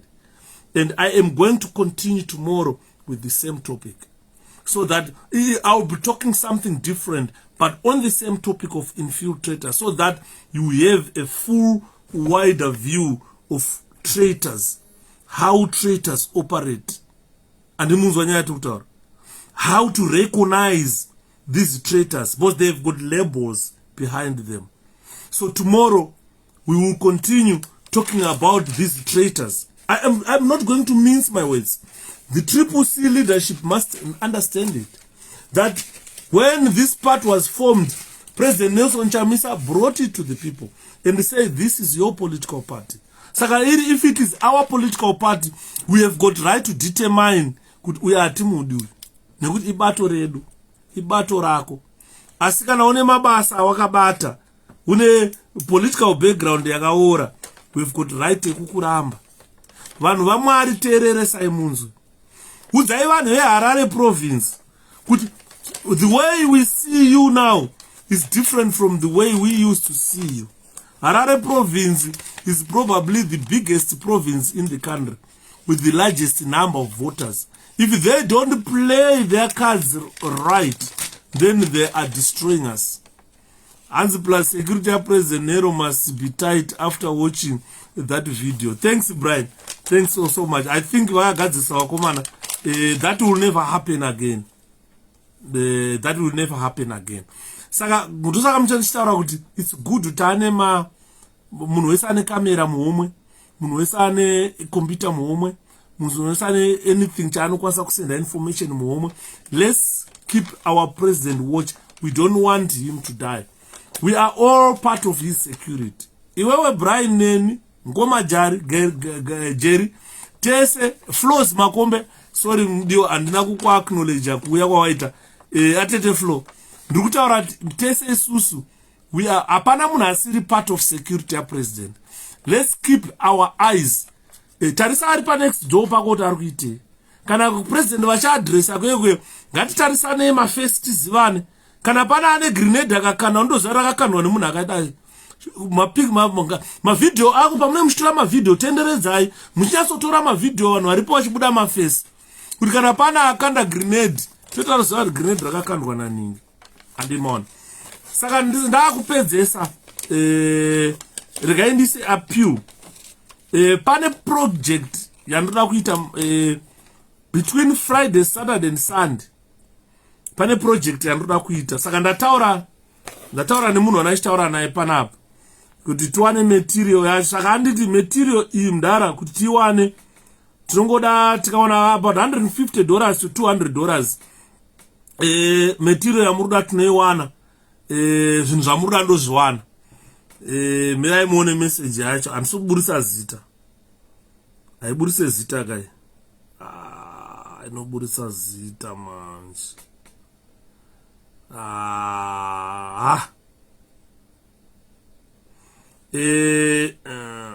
Miradon inoburisa zita. Dai ngasingaburise zita ndakuratidzai. Andisoda kukwazisa munhu because ari kuZimbabwe. Tine project yatoda kuita kutanga mangwana Friday, Saturday and Sunday. Saka pana chitaura naye anga achitiri mudara mungagona kutirezera $150 to $200 by Monday vanhu vanenge vakuona maresults acho. Saka ndamuti zvinobuda here zvikanzi zvinobuda mudara zvamuri kuda. Saka isusu tinoye kustrategize party ndeyedu, programs atoda kuita ndeyedu. Kana zvakubuda apa ndoziva kuti vanhu vanenge vakunakiswa.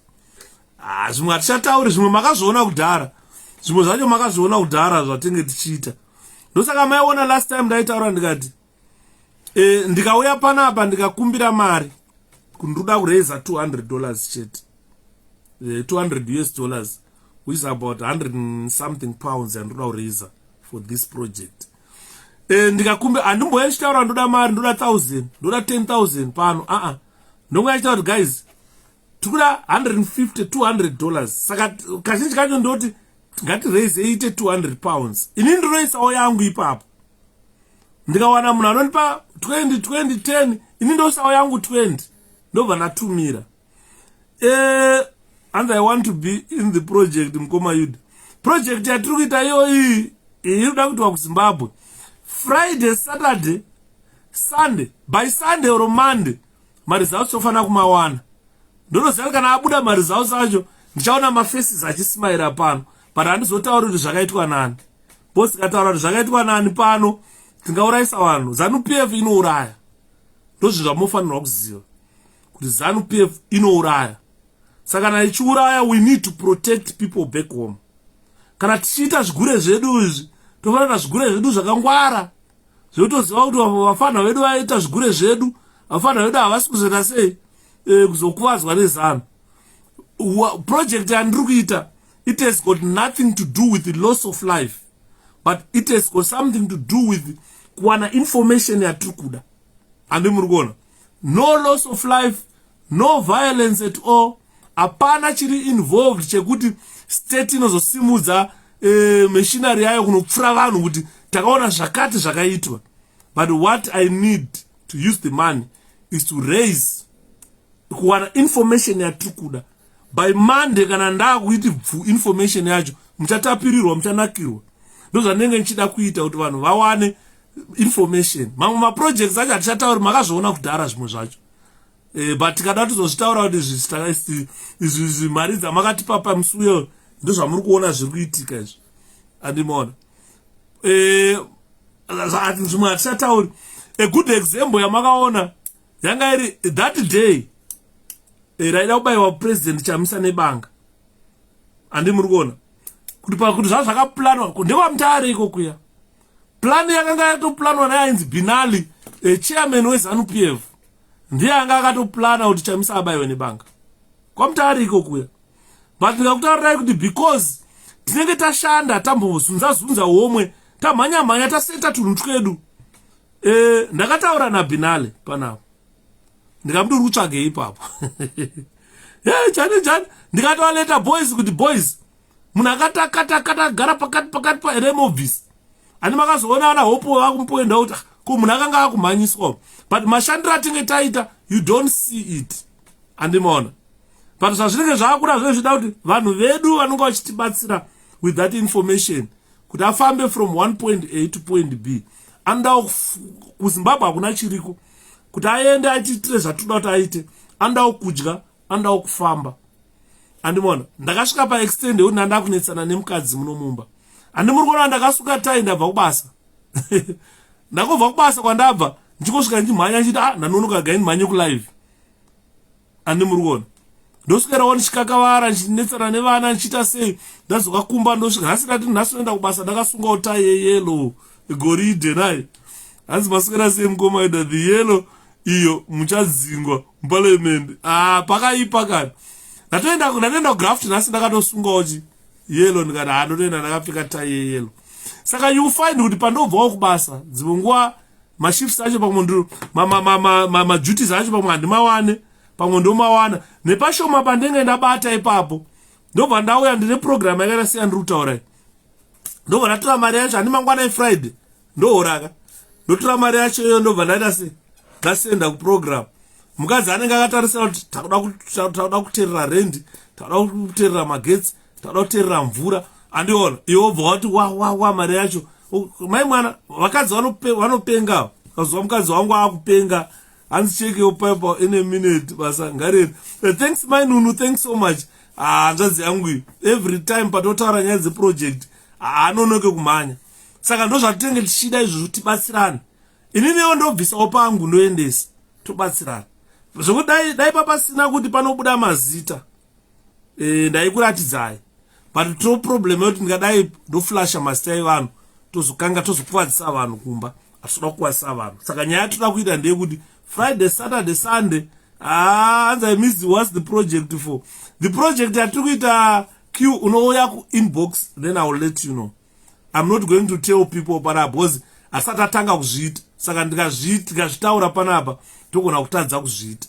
Andimona. Saka da kuti zviitike pa weekend iyo inoyi.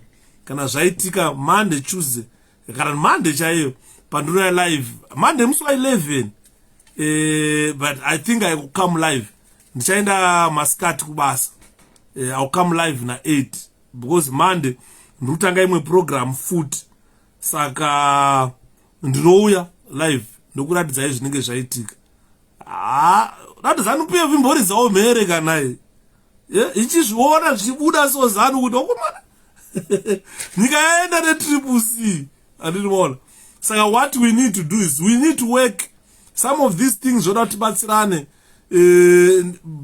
Friday mangwana ndikaonawo yangu mbichana ndokaona kana 2030 ipapo yokwana tiareza ikata 200 yoenda vakomana vomhanya weekend nene angotarisira nzira kuti regai nditosenda message kuti vakomana weekend zvinoitaka kuti vasandirasise vakomana andimona kuti vasandirasise da weekend inoi kuti zvoitaka regai ndisende iri message ndibayere saka zvinoitaka weekend zvinhu zvedu izvo because Monday neida kuti chibvarura Monday saka tikawana weekend inoi amene kuti zvofamba sei anditi saka ndirumbo chema neboys kuti tikwanise kuwana 1 or 2 toita sei tobatsirana kufamba nekuwana material anditi thanks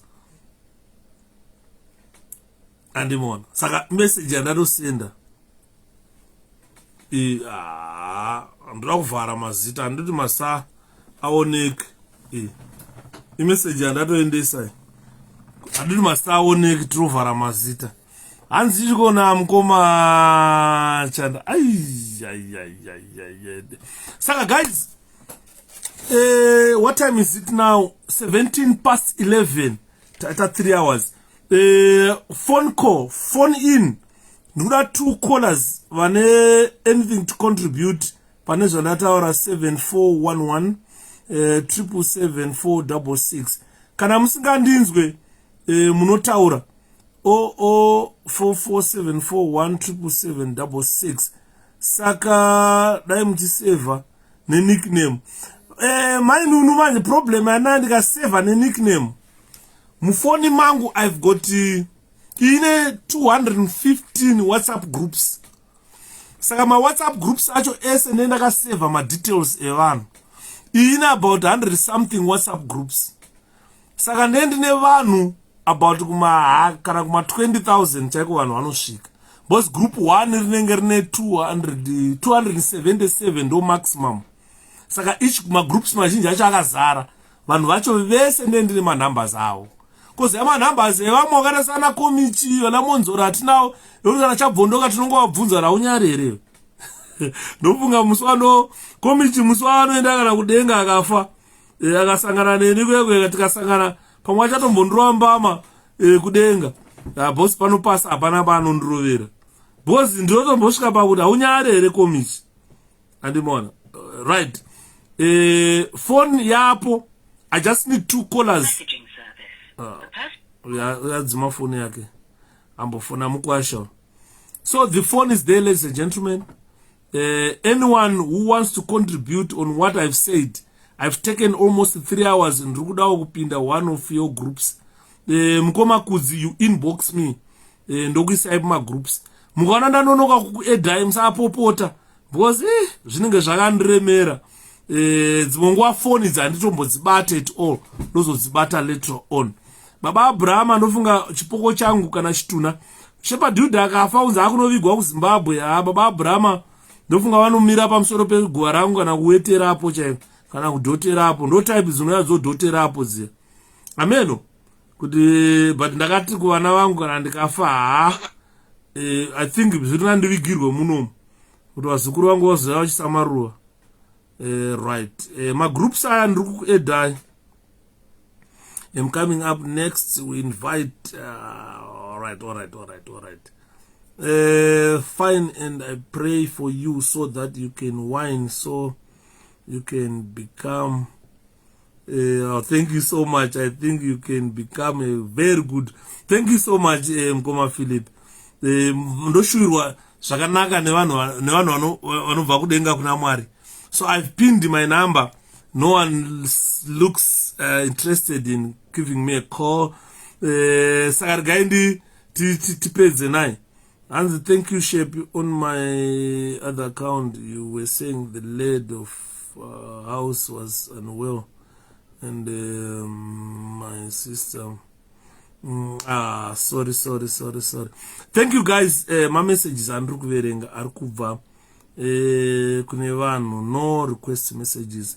Thank you so much. No call, nothing. Saka regai anzi tese tava kunozovigwa muno, ndo matakuvigwa muno. Ndakaidentify rimwe gwara ndawana rakavakwa zvakanaka, ndikati ndo zvamunozondiitira rangu. Guva rangu kana ndazofa Yudha, muise paruvare. Guva rangu kana ndaenda, guva rangu muise paruvare. Kana ndazofa muise paruvare. Guva rangu kana ndaenda Yudha. Ndakaimba kuna munhu akatsvangira yaka dzakagarapo ndichidzimbira kuti ndazofa Yudha kana ndaenda, guva rangu muise paruvare. Guva rangu kana ndazofa, guva rangu muise paruvare. Kana ndaenda inini muise paruvare Yudha kana ndazofa, guva rangu muise paruvare. Guva rangu kana ndazofa muise paruvare Yudha kana ndaenda, guva rangu muise paruvare. Zvakaoma guys. Saka ndoti good night, morala zvakanaka. Ndakanzi nemumwe munhu zvikanzi unoziva here Shepherd, panongochitaura pa platform pakazara masiya iwo, pakazara masoja ndikati ndakafanira kuseka ndikati regai vauya vagoke zivo, mangwana vanenge vaakuziva zvekuita. Hazviroti kana wamusiya iwo wapinda chisiya iwo bva wanzi enda unosvina munhu wobva waenda unosvina. Andimona. Thank you Atete Mainunu. Thank you so much. Confirmed. Ndaiona. Takungomirira vamwe vanoda kubatsira vakande. Timanye mangwana. Mangwana neSaturday tofana kuwana chinhu chedu ichi. Ndazofa guvara ani munhu anovigwa kune rukuvhute rwake tinoteuya kuze kutora yawe. Meda urondiviga pana amai chibuku here yawe. Adidi ndazofa Yudha kana ndaenda, guva rangu muise paruvare. Guva manje mune ruvare here makuva enyu kuchikangwaya? Pane ruvare here paya? Ndazofa guva rangu. My wishes are to sleep next to my mom and dad, but unfortunately nezanu gore rinouya tofana kutokweshana zvakaipa kuti chitunha chizoona kufamba. Ndazofa mai we. Handimanzwa kuDavos kuda kuendwa. Idi ari kuenda kuna Vincent Tsvangirai na Robert Mugabe Jr. naye Idi. Isa tikuda hatisuna vese vafana tuda Idi. Andimona. Regai tibva hanzi born a woman who never set a foot in a classroom, going on to get 4 degrees and a diploma. I would like to say thank you and I love you to that woman. This is Makorokoto 𝗪𝗿𝗻𝗄𝗪. 𝗪𝗿𝗻𝗄𝗪 is a doctor, man. This is a doctor. 𝗪𝗿𝗻𝗄𝗪 angari doctor wangu kuprison akupi confesso.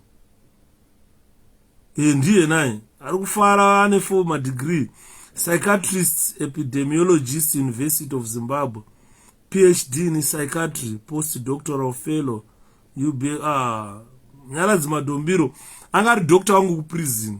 Toshamisika kuona panapa kanzi 𝗪𝗿𝗻𝗄𝗪 4 degrees and a diploma. Ini ndinawo 4 degree nambotaurawo here naye munya. Iwo wadoctor chete ndo wapamberi. Anga ari medical doctor wangu kuprison 𝗪𝗻𝗄𝗪. Ndazofa mai we kana ndaenda, guva rangu.